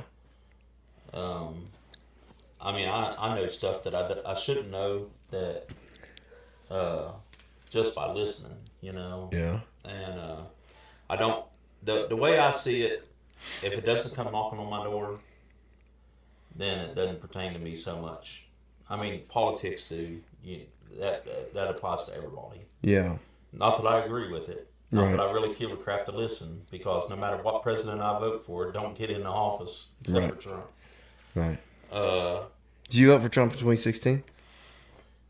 Yes. Yeah. Mm-hmm. But I just I limit my aggravation. I guess what I'm trying to say. Right. I just limit my aggravation. I think with me, I have found a lot of alternative sources to the news, and it's all podcasts. Right. And there's people on the left and on the right. Right. When I've told this story before, but when I was growing up, the conservatives were burning Metallica records, right? So I was like hiding my Metallica. I do. But it was the authoritarianism of it, right? That's not freedom. Freedom is let the kids listen to Metallica. Right. And by today's standards, Metallica is real fucking tame, right? This is before Marilyn Manson. When Marilyn Manson came out, they were trying to ban the concerts and, all that stuff. And it was a very authoritarian right. And now we are in 2024. It's a very authoritarian left. And you have to agree and celebrate everything we say. And it's like, do you guys not understand? We're just being manipulated by someone else who's infecting the colleges with these ideologies and making you believe something that you know jack shit about. Right. And that's the thing that frustrates me about fucking Facebook and social media is you have people with a political IQ of -6 fucking posting shit that they have and it's like, that is factually inaccurate. Right. Like that's just wrong. Right. But they're getting retweets and whatever the fuck. Because people are viewing them and they're liking their views. So, it's just, my daughter lives on her phone. And when she comes to my house, it's either the game or the phone. Right. But when she comes to my house, she's like, I want to go ride the motorcycle. Okay, go on. Here, I'll help you get it out of the house. Yeah. And she'll ride it for hours. Yeah. But the minute she's done, it's right back on the phone. Yeah, that's a world that you and I both didn't grow up in. Is having the phone. I didn't even know what a phone was except for a party line on a on a wire on the wall. You know what I'm saying? Oh yeah. No, it's so wild. You pick it up and your neighbor's talking on the phone, and you have to wait for the phone for him to hang up the party line so you can make a call. Oh yeah. I did not have a party line, but we definitely had the rotaries. Yes. Area code, all that stuff. So it took you a good 2 minutes to dial a number back in the day, and then you were stuck with that cord from me to you. Yep. You know, and then I remember when Limited on wireless. how far you could go. Yeah, and then you had wireless phones, and then you had call waiting and caller ID. It's just so wild to think of the kids who grew up now are just used to the internet and computers like it's always existed, right? But it's like TV for me. You know, TV always existed in my lifetime. They were just smaller. Right. And didn't have very many channels on them. Well, mine was black and white back then. Right, yeah. Yeah. It wasn't color TVs back But then. if you think about it, your parents and your grandparents, which is in our lifetime, we knew these people, were going to school on horses, Yep. on horseback. My grandfather went to school on horseback or walked, Yep. right? And they had places to tether your horse up during the day. Yep. Or you'd pick somebody up in a buggy. You know, there Yep. weren't school buses picking everybody up. You know, there'd be community people. My neighbors told me a lot of stories. He's in his, late 70s. My grandfather told me stories. And it's just so wild to think that technology, I mean, you had some big industrial developments after 1900, but really from 1900 until 80s and maybe even the early 90s, there wasn't just a ton of change. It was kind of gradual. Right. And now I feel like the change is happening so fast. Yeah, it's rapid, very rapid. Yeah. It's an exponential upgrowth of all like we're dealing with AI right now. Have you listen to any of the stuff about the AI that's going on? So you can go on to an AI. My uncle recently, he's a graphic designer, and I was asking him to do a logo for the podcast. Oh, yes. And so all he has to do now is type in parameters. Mm-hmm. Like I said, I'm kind of looking for like a bald eagle with an American flag draped over his back on a couch with a microphone. And usually he wouldn't have to draw that out and sketch it and give me, what are you thinking? What do you want to change here? He just programs it into the AI, and here's 10 options in 30 minutes. Yep. It's like, it just generates. Actually. Yeah. But then if I say, well, I like this, but I want it to be painted in the style of Van Gogh, just type that in, and now it's a Van Gogh eagle. Right. Just immediately generated. Like I was thinking it's going to automate jobs and analysts and all these things, but it's doing creative stuff. It can write novels now. Well, since 2012, when I had my shops, I had them in 03, but I shut them down in 2012. But in the time between the time I opened them to the time I shut them down, I actually went to a computer for the guys. I thought it would make the shop run smoother, Right. instead of me having to listen to every vehicle and tell them what was wrong with it for me to Right. fix it. I thought buying a $10,000 diagnostic machine would solve my problems. It did not. Make it worse? It did. Yeah. It did indeed. Because they relied on the computer instead of diagnosing the problem. If the computer said the throttle sensor was bad, instead of taking the throttle body off, cleaning it, and putting it back on, they changed the sensor, which doesn't solve the problem. Right. So after about 3 months of that, I got rid of the computer. Well, I want to ask you this. I've got another really good friend that's a mechanic who's coming on here, I think in a couple of weeks, Ron Overby. I'd like to have you guys on together too, because he's my age, but he's got his own shop out in Elkins right now. It's just so fascinating. Is it a newly opened shop on the right-hand side as you're going through Elkins? It's back in a neighborhood. Like you Yeah, I know who that is. Do you? I don't know him personally, but I've delivered some vehicles there. Oh, Go ahead. yeah, you delivered one of my vehicles to him one time. Yeah. So his dad and my dad have been working together off and on since I was little. That's how I know him. But yeah, you've definitely been over to his house. You towed one over there for me. But the city tried to shut his shop down. He's been in because the property they're on is technically county property, but it adjoins the neighborhood, and so he's had all kinds of fucking nightmares dealing with that shit. Yep. But I'm just so fascinated by mechanics because my dad was a mechanic when I was growing up, then he was a service parts guy, and I've always grown up around mechanics. And I don't know if it's my brain doesn't understand it or I'm just not interested in it, but I don't understand a lick about cars. Never have, Well, it's an acquired taste. But you were around it. I was around it, and I just didn't care. But were you fascinated with how machines worked? Well, my biological father, he was a fabricator. He wasn't so much a mechanic. I mean, he could work on motors and stuff and make them run. Right. But he was a fabricator. He liked inventing things. He liked building things. Okay. And so I grew up watching him do that. But my grandpa he worked on the cars, and my uncles worked on the cars, and my stepdad worked on the cars. So when I joined the military, I wasn't so much into cars. But I had some buddies that their brakes would go out on their car, or a ball joint would break. Right. And I'd like, well, I can help you fix that.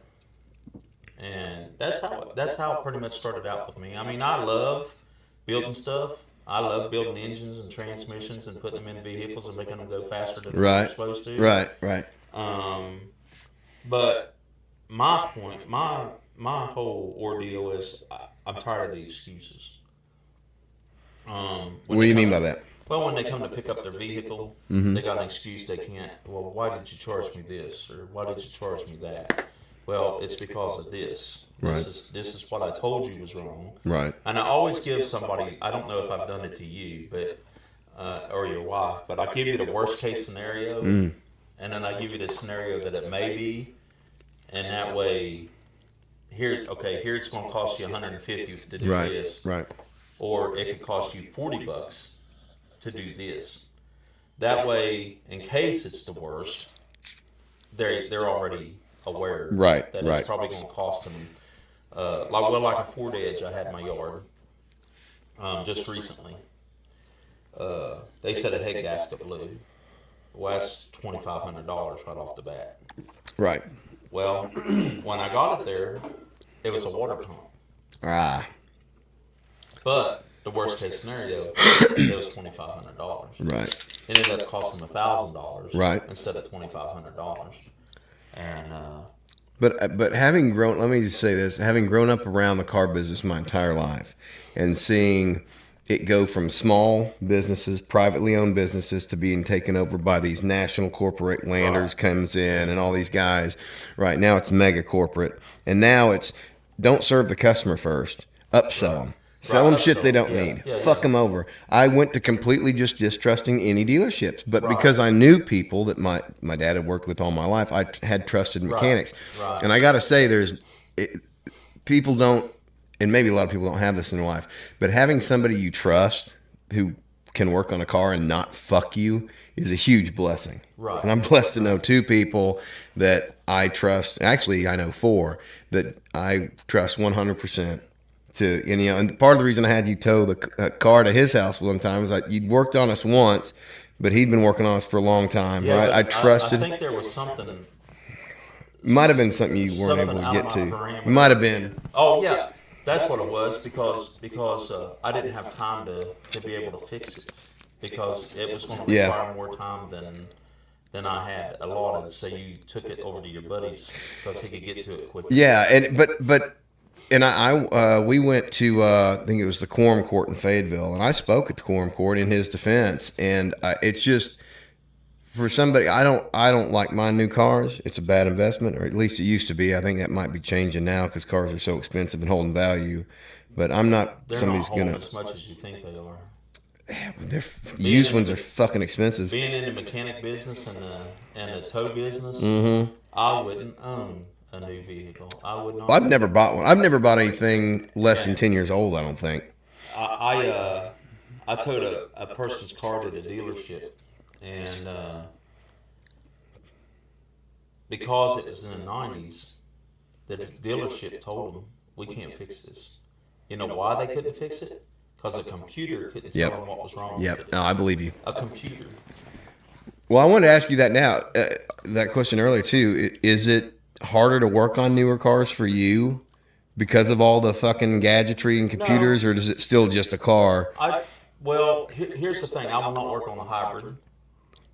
I will not work on a all-electric vehicle. I mean, I was going to go to school and get ASE certified in it, but no. I'd rather not do it. Right. And all my years of being a mechanic, I never worked on a dual cam motor. Other than change the alternator, power steering, pump racket, stuff like that. as far as internal, I want nothing to do with them. Well, in the last week, I got hit with 2 of them. And against my judgment, I took them on because they were friends. Yeah. And I must say, it wasn't as bad as I thought it'd be. Yeah. Yeah, I actually fixed both of them. They're both running down the road really nice now. So, but it's not something I'll do. Right. I mean, I pretty much stay away from stuff like that because of the liability. Yeah. I figure let the younger generation deal with headaches, Yeah. so to speak. I mean, I did take it on. The one that was a head gasket actually turned out to be a water pump, which had 3 timing belts, 3 timing chains, and you had to tear the timing chains out of it. And Yeah. that was an interesting deal. That took me 2 weeks. Jesus. But I fixed it, and it's running down the road now. That's good. And the other one was a Toyota Tundra. Okay. I'm thinking, okay, it's an external water pump, no big deal. I can change that in a matter of minutes. I got it to the house. It was in the timing cover. Yeah. So you had to take the timing belt off. You had to time it. You had to do. I was like, oh my goodness. Yeah. But they were my friends, so. Seem like a loyal guy. Well, I am till you make me mad. Okay. If you start giving me a song and dance, I'm done. I won't work on your stuff. Yeah. But I've only in the 34 years I've been working on cars, I've only turned like 6 jobs away. And it's mainly because, well, a couple were hybrids. I don't even want to begin to try to dabble in all that electronic stuff. In Right. Teslas, I wouldn't even give a wink's eye to look at a Tesla. Have you seen a Cybertruck in person? I physically seen one on a transport truck. Oh, really? That had caught fire. What? Yeah, Around here? yeah. It was up at IAA in Lincoln. No shit. It was on a transport, and I sent it to my employee, and I said, "Hey, look at that truck." I said, "Don't that look like something from Mars or something?" And he goes, "Oh, that's the new Cybertruck." And I'm like, "What the heck?" And what it is, I don't know what it is about the Cybertrucks, but if you put them in water, they'll short out. They'll literally short out. They will not go through it. What do you mean by water? Well, I mean, like, say the street has 4 inches of water and you just plow through it. Yeah. For some reason, it messes up them Cybertrucks. It shuts them down. Really? It ruins them. Yeah, that's what I heard. I And haven't that's heard why that. that was on that transport. Interesting. I saw one in person. We were in Kansas City earlier this week, and my son and I were crossing a street, and all of a sudden he was like, "Look!" And I turn over, and there's a Cybertruck coming. It went like from me to you, like just past us. It was so wild seeing it. Yeah. I've seen pictures of them, but unless you see it in real life, it doesn't quite click. You know, it was a wild looking thing, man. Look, something right out of the fucking future. Well, yeah, my buddy Mickey was like, I sent him a picture. I said, "What is that?" He said, "Oh, that's the Cybertruck I was just telling you about." And we literally had that conversation 2 days before I seen it. And What do you think about the look of it? I don't. It's cool as fuck, but I don't like it. It's cool because it's so different. It reminds me. It reminds me of the drilling rigs that they used to stop the meteor from hitting Earth in what was that? Armageddon with Bruce Willis and. I can't imagine. I can't think of what they look like. It reminded me of that. I'll look that up later. Okay. Because they had vehicles, they had to go point A to point B to drill. Yeah. To drill. I haven't seen that movie in a long minute. I haven't either, but that's what. Yeah, I don't even remember what you're talking about. Bruce Willis, man, what a fucking legend, by the way. Yeah, I like Bruce Willis. I figured you might. Yeah. My dad's a big Bruce Willis fan. You remember him in Pulp Fiction? Have you seen Pulp Fiction? I haven't watched it all the way. Okay. I'm not a fan of stuff like that, Okay. so to speak. Well, there's a scene. You familiar with the Gimp scene? So he goes, the guy he's basically had pissed off this drug dealer, and he ends up getting in a wreck and has to go into this kind of like a redneck flea market, and they end up getting the drug. I can't remember the circumstances, but he ends up being down there. Oh, I think the drug dealer had seen him on the road and was chasing him, and they got into kind of an altercation, and they came into the store and were fighting, and these redneck dudes get them bound up and tied with ball gags in their mouths in the basement, and they bring out this dude they called the Gimp, who's in a full leather bodysuit, and they were gonna rape these guys. It's a fucked up scene. I can see why you don't like Sounds stuff like that. Deliverance. Dude, that's another. I was in a car with somebody the other day, and we're out in the country. I said, man, you just be aware of if you hear any banjos playing. It's like, and she goes, no, I love banjos. I was like, then you need to rewatch Deliverance. You know, I'm from West Virginia, so there's banjos in there. Yeah. Bluegrass, you know. Dude, I can't even hear a banjo without thinking of that scene. It's just, I don't know what that movie did for banjo sales, Yeah. for good or for worse, but Yeah. yeah, that's a wild movie. I haven't seen that one in ages either. I haven't. Once again, that's one of them movies that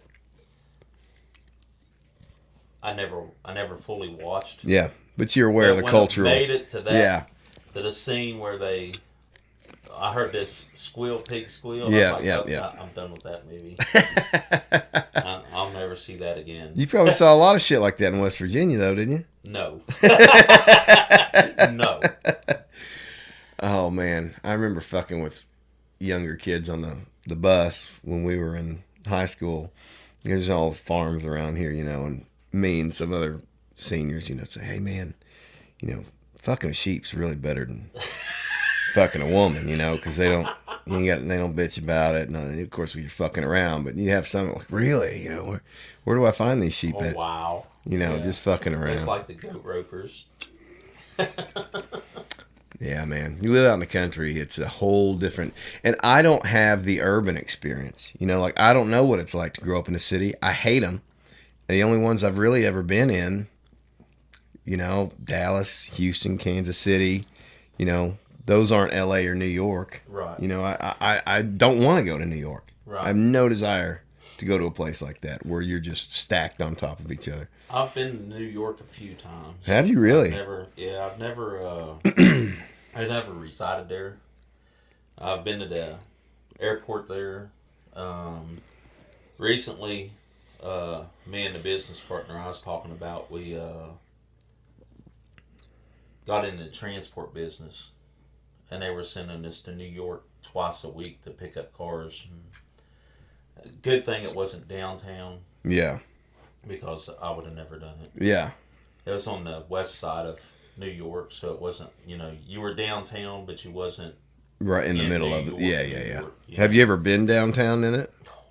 No. The closest I've been downtown is in the airport. And that's, you walk off a plane, you walk on another plane, and you leave. You know what I mean? Yeah.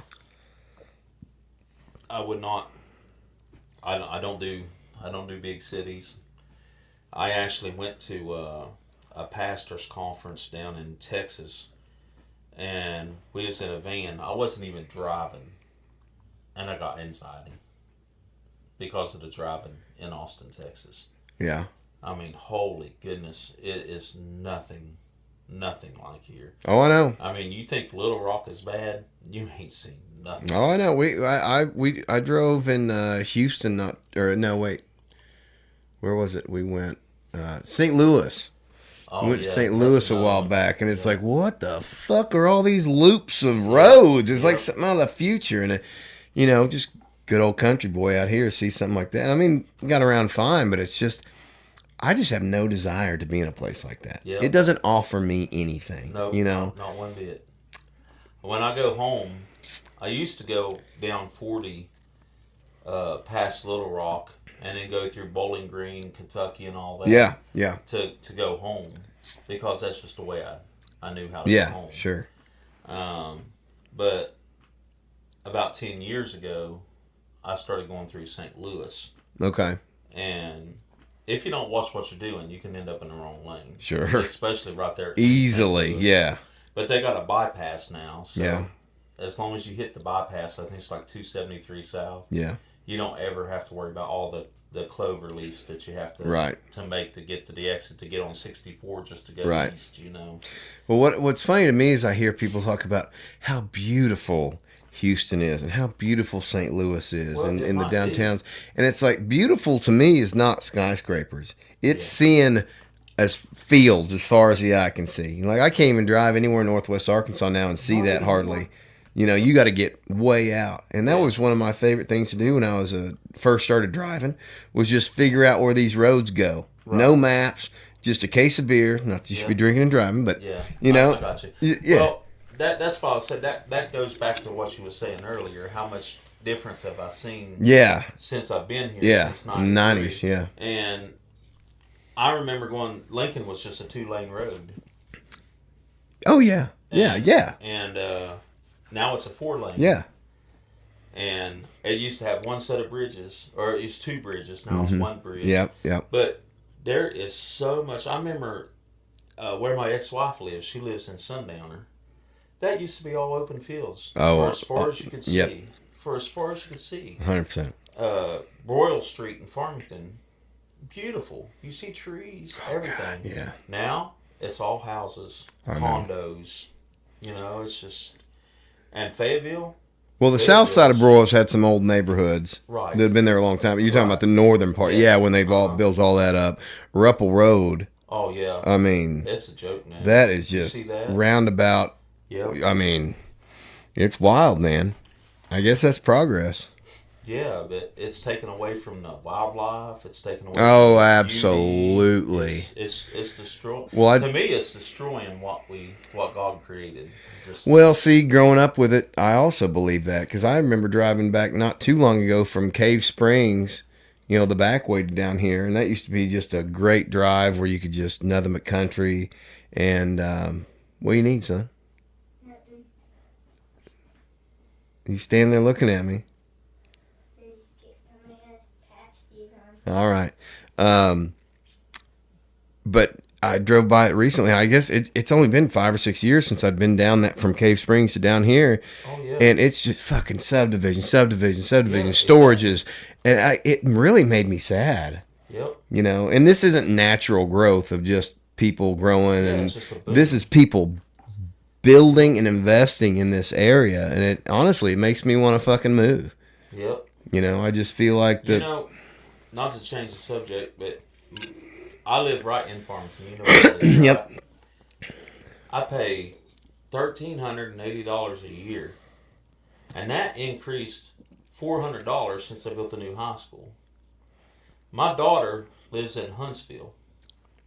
She has 60 acres, a Damn. 4-bedroom house, in-ground pool, 3 barns, and pays $1,380 a year for taxes. For taxes. Yeah. I live on less than a half a acre, Yeah. a 3-bedroom house. That's insane. And 1 bath, and I pay as much as she does, Yeah. owning 60 acres in Huntsville. Isn't that wild? It is crazy. But how long till Huntsville? Because last time I was in Huntsville, it had changed a lot since the time. Huntsville's growing, Mm-hmm. but it's not growing at an Not like Farmington. exponential rate. Right, like, right. Like Fayetteville and Farmington Right. and Prairie Prairie Grove even now, Yeah, yeah. Prairie Grove is crazy. Crazy. I know. It's such a different world because the world I grew up in, the 80s and 90s, does not exist. We had one stop in Farmington, which is where the Come and Go is. Right. Uh-huh. And there were no stoplights. Well, it was they had that little 4 corners. What right there at Double Springs Road in Maine, Cardinal Corner. Yeah, Carner Corner was built when I was in junior high or high school. So I remember I had a bunch of buddies there who worked there when it was new, and we'd go up there after football practice and shit. And now it's a fucking Dairy Queen. Yep. Right across the street from a Taco Bell, Right. you know? And Domino's. Yeah, it's like they got. We didn't have any fast food in it. We had one IGA for a minute in the 90s, and now that's a church now, I believe, right? Yes. It Yeah. is.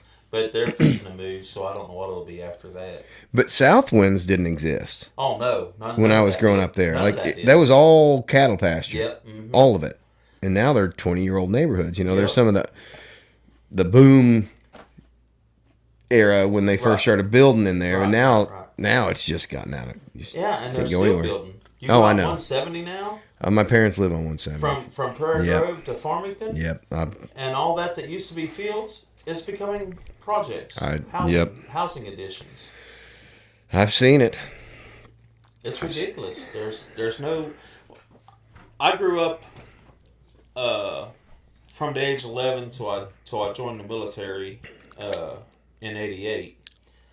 I grew up on a 10,000 acre farm. That's a big old farm. Well, we didn't own it. We just helped maintain it. Yeah. And Grew up in the fucking Yellowstone, dude. Baled a lot of hay. Yeah. But run a lot of cattle. But now it's all oil rigs. Really? Yeah. Oil tycoon Ike Norris out of Texas bought that, and it's got frac wells all over it. You used to be able to drive for 5 miles, and you could just see tons of wildlife, turkeys, deer. Now all you see is wells. Wells, that's all you see. No wildlife hardly, no nothing. You used to run down the dirt road for 5 miles and count 150 head of deer on a good day. Yeah. Now, 1, 2 within a 10-mile radius, you know. Well, where do you go now? You know, if you were wanting to say, I want to get back to what this was 20 years ago or 30 years ago, where does that even exist? It doesn't. It doesn't unless you go to like Canada, out where you can, you gotta hike for 30 miles in the snow and the blizzard. And Yeah, I don't want to do that. Surely Alabama, Mississippi got some good spots now. No? my daughter, no, not my daughter. My sister lives in Alabama, and she's the only other relative I got other than me, immediate family that's not in West Virginia. Really? Yeah. But she doesn't like it down there. Really? She doesn't like it at all, and she's a manager of a RV type park down there or something, and they're always getting hurricanes and all that, and she's just like, So she's close to the coast. yeah, she's like, I don't like it. Well, you know somebody's still doing moonshine in Alabama somewhere. Oh, yeah. We still got Winslow here. Yeah, I started to say, you got places where you don't trip. When I repo. Did you really? No, I do. You do now? Uh-huh. Oh, dude, we should have been telling repo stories this whole time. All right, next time it's just repo stories. That's it. So you pick and choose where you go, and You fucking dog the bounty hunter, basically, for cars, pretty man. much. I sneak in there. I snatch them before they even have time. and I don't go like most repoers. They'll go between the hours of midnight and 4 in the morning. That seems dangerous. Well, it's because it's least resistance during those times. People sleeping. They're not out driving. You know, they're in bed. Yeah. Me, it'd be broad daylight. I roll up on your house and hook to it, and by the time you realize I'm there, I've already called it in as a repo, strapped it down, and getting ready to leave. Have you gotten in any fucked up situations doing that? I've been shot at. Have you I've really? been stabbed, and I got run over and my right knee here, by a 73-year-old woman. She took out my knee, and I ended up in the hospital for a couple days. Holy shit, dude. Yeah. You got shot at and stabbed and run over doing this, and you continue to do it? Yep. Damn. That's a lot more balls than I have. Well, I can actually say it's probably because of my military. Yeah? Because I'm not scared of nothing.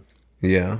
I'm scared of my kids getting hurt or something. Yeah, You know, yeah, for sure. But any worldly thing, like if you used to get mad at me and come at me, I might get my butt whooped, but you're going to know I was there. I was going to ask you, you don't want to talk about the military stuff, but it's given you a different perspective on life, I would imagine. Well, when I first joined the military, I actually joined the Army because of my uncles. I have 2 uncles. My stepdad was in the Army. One uncle was a Navy, and my other uncle was Vietnam vet. That's what really pushed me into wanting to join the service. Not because he come back really messed up, because that part I don't envy. But, Yeah. No, not at all. But I looked up to him. I looked up my stepdad, my uncles. They're all military. And when I got out of high school, I had a choice. Uh, my stepdad had connections with the West Virginia State Police, so I had a guaranteed position if I wanted to go to the academy. Right. They become a state trooper, or I could join the army. And my theory to that, when I joined the army, was I get to travel the world. Oh dear. I get to go see things. Right. Right. No, I got to see things. You never did finish talking. You said the first Iraq war you felt was justified, or at least explainable. It was Desert Storm, Right. and that's the war I was in. Okay. I'm not gonna elaborate too much on that. Yeah. No, you don't have to. But the second war was just BS. Okay, that's what I was wanting to get to. So you thought that was bullshit? I would have never. Any time you have a hierarchy power that you're trying to dethrone, so to speak. Yeah. There's always somebody that's going to be worse than the person that was there. And we had no business going over it in the Second War. Yeah. No business at all. That was none of our concern at all. None. I want to ask you this, and feel free to not answer, but are the people in the military just trained to take any order regardless of their own opinion, or is there some critical thinking? Okay. I'll answer that straight. Okay. You do what you're told. Don't ask questions. Yeah. And you don't ask questions to do it. If it got crazy enough and they were asked to do something wild, and it is, I'm not talking about your era, I'm talking about the era right now, the people in the military. The military today is nothing when I was in there. Yeah. That is one of the reasons I got out. Okay. Is because, like everything else, it's changed. Yeah. And, I mean, I have no sexual preference of what people... you know what's right, you know what's wrong, but this generation today are a bunch of soft-hearted, tender-footed. Sure. This is how it's going to be. And if they don't like it, they just get out of the service now. Right. If you don't kiss their ass, they don't have to be in there. They'll just put them out. I have a nephew that joined the Army, and I was pretty proud of him. He made it to basic training. The first week of AIT, he was sent home. Because he couldn't adapt to what they were doing. And then, of course, he had a medical condition that they didn't know when he joined that really pushed them to their decision to put him out. Right. You know what I mean? But this Army today, I was a drill sergeant in Fort Riley, Kansas. Oh, that'd have been interesting to see. Well, you would think, but the private that I hit in the head didn't think it was very funny. Can you do that shit now? No, you couldn't end. That's the reason I got out, because they had done a transition point to where you can't scream at them, you can't touch them, you can't. When I was in the military. And it's even different from my generation to my uncle's generation. Yeah. And my dad's generation. Yeah, for sure. But they still kicked you in the head. They take the butt of your rifle and slam it against your kevlar. Yeah. They didn't care. Yeah. You know, they kick your dang foot and point, and you knew what they were pointing Yeah. at. You know, that's the thing. It fucking toughened you up. But now you can't do that. You can't do that at all. I see some of these parents at football. You get court-martialed for it. Oh, I believe it. That's wild. It's the same like football coaches.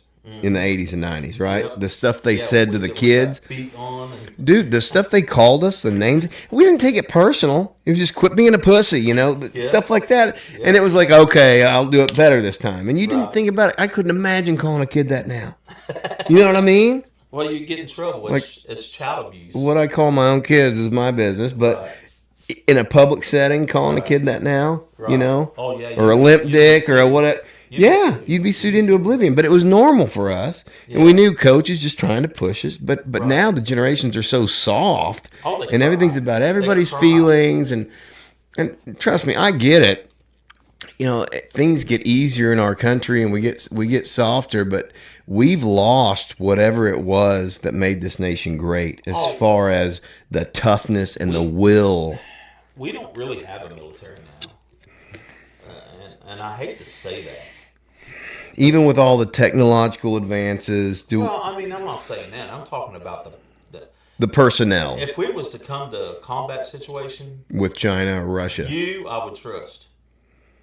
My nephew, you know what I'm saying? Because he doesn't have this. He wouldn't have the stamina that me and you would have to go forward and do what we needed to do. He wouldn't. And I've met military people today. I've met them. I'm a veteran pastor. Right. I've met the people, and I'm like, how did you get in the military? But well, that's a generation gap. You know what I'm saying? But you could argue that you're not doing as much hand to hand. You got drones, you've got computers, you got all this stuff. But if the shit gets bad enough, you're gonna have to fight hand to hand. Well, let's use a scenario. Say we go back to Iraq, which the second war we lost more people in the second war in Iraq than we did the first war. Right. Okay, and it was after ceasefire. Okay. Okay. But how many of them lives, I'm not saying all, but how many of them lives that come back in body bags, if they were in our generation versus the new generation, how many would actually come back in body bags and how many would be back on a plane walking off of it? Yeah. You know what I'm saying? Yeah. I mean, it's a big difference. Big difference. Yeah. That's wild. So we'll wrap this up in a sec. We've been going a while, but I know it, but see, that's the thing with having a good conversation. It never does seem like it's a long time. It's just you're just having a good time. Yes, sir. I've been fucking engaged with this conversation, man. I love talking to you. And we'll do it again, and we'll bring William on next time. That's gonna be a hoot. That'll be a hoot and holler. But so if I hope this doesn't happen, but if combat happens on our soil, how fucked are we? If Russia and China team, because they've got the BRICS nations. As far as the military, we still have old school in the military. We do. Their hands are tied. Okay. But we still have old school in the military. Okay, that makes me feel a lot better. But what's going to unite us in a combat situation is the people. Okay. Not the little individuals that don't think we have to have gun rights and we can make it without guns. Right. I'm talking about good old country people, me, you, sure. my family. Actual civilians you're talking about. You come into our area. Yeah. And you're shooting. You're going to pay for it. You're going to pay for it dearly. Because they're not going to stand for it. Well, back in World War II, the theory was you don't invade America because behind every blade of grass is an American with a gun. That's a fact. Right? Yes. That was a way of thinking. Yes. Is that they don't think that anymore, though. No. But there still are a lot of blades of grass. Well, and that's a fact, depending on where you go. Exactly. I mean, if Fayetteville would actually get hit, we'll just use Fayetteville as an example. If Fayetteville would actually have forces to come in there to take over, Fayetteville will be conquered. Sure. Because there's nothing there. I mean, you have people with guns, but they're going to get annihilated. They're Right. gonna get wiped out. Right. There's no stamina. Stamina. Yeah, there's no stamina there. Yeah. There's nothing. It's a bunch of light-hearted kids that are entitled, and I'm not gonna. I'm gonna leave that alone. That that don't believe in gun control. Don't believe in carrying. That they don't think they need it, and it's a bad train of thought. Right. My 11-year-old can shoot my 9mm pistol. Oh yeah. And she can dang near hit every time in the bullseye. Yeah. And she's fixing to be 11. I started her shooting at the age of 9 at my daughter's place out in Huntsville. Yeah. She can handle her own. Yeah. I have no doubt that if something ever come down, that baby wouldn't be standing there with a gun in her. Yeah. Yeah.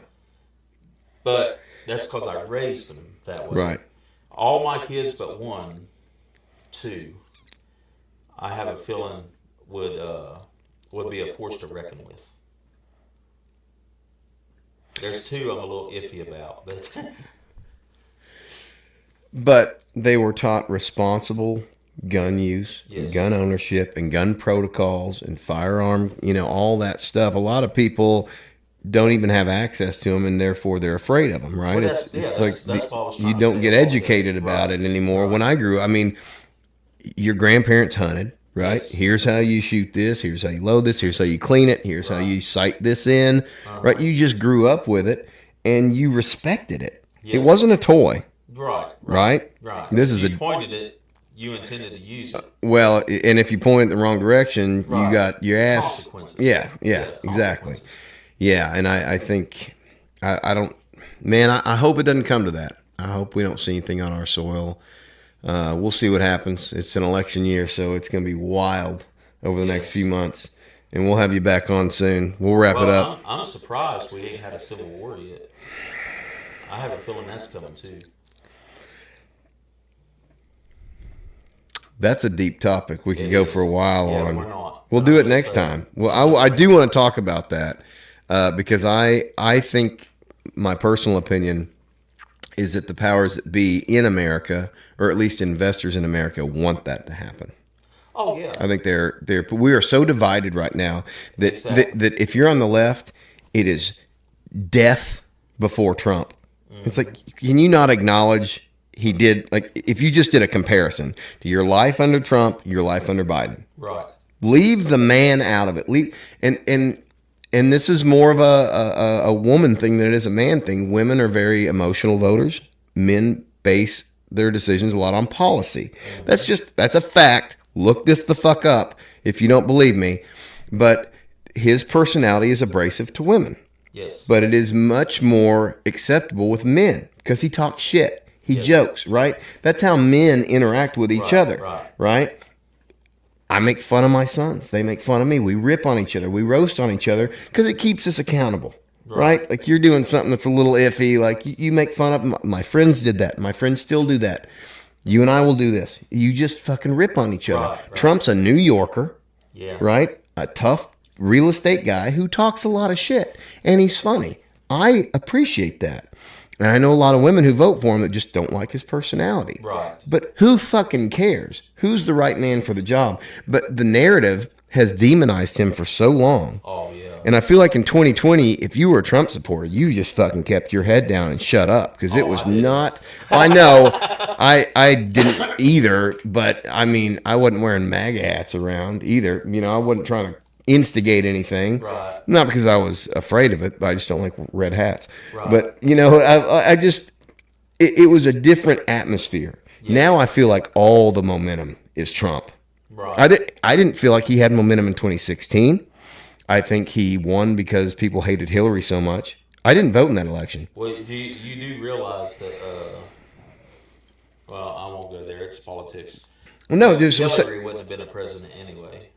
Hillary. She didn't have what it took to be a president, and she bawled when she lost an election on national TV. Come on now, why are you crying on national TV? Well, it's all optics. I don't think they were real to well, they might have been real, but I think it's their whole thing is Trump's a threat to democracy. Right. Meanwhile, they're weaponizing the justice system. Right. They're locking the country down. They're doing everything you can to take away democracy. They're trying to take weapons away from us. Yeah.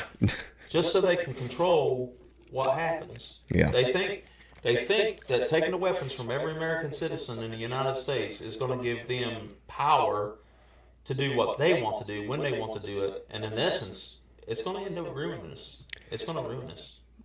And not everybody's going to give up their guns. Not everybody. But do they go down in a hail of gunfire if they come for I it? will. You know what I mean? I will. All right. So the last thought: future, is it bright or is it bleak? I wouldn't hold a candle to the future. No. No. You think it's bleak? Yes. What's our way out of it? Bring people like Trump back. Bring a cabinet in that actually does something. Yeah. And it's not for themselves, it's for the actual people. But can Trump even fix this? I don't think so. I don't think he can. I mean, he changed quite a few years of stupidity Yeah. in the term that he was in there. Yeah. And I think if he had had another 4 years, Yeah. it would have made a dramatic difference.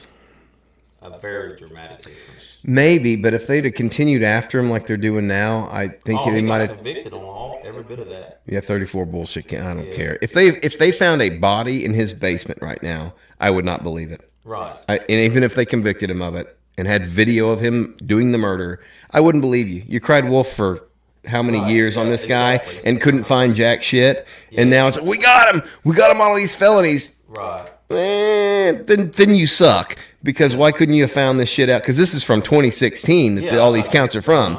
You couldn't have put this case together all those years ago, and then you had to escalate them from misdemeanors to felonies.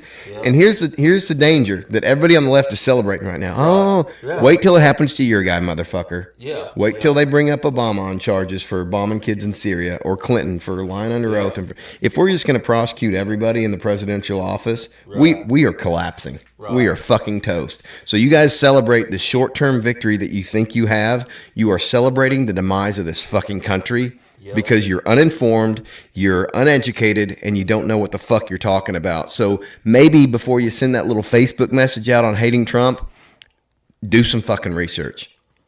That's my rant. Yes, sir. All right, we'll end it on that, brother. Thank you for coming out. It was awesome. We'll do it again soon. We'll have William out. I'm telling you, it'll be fun.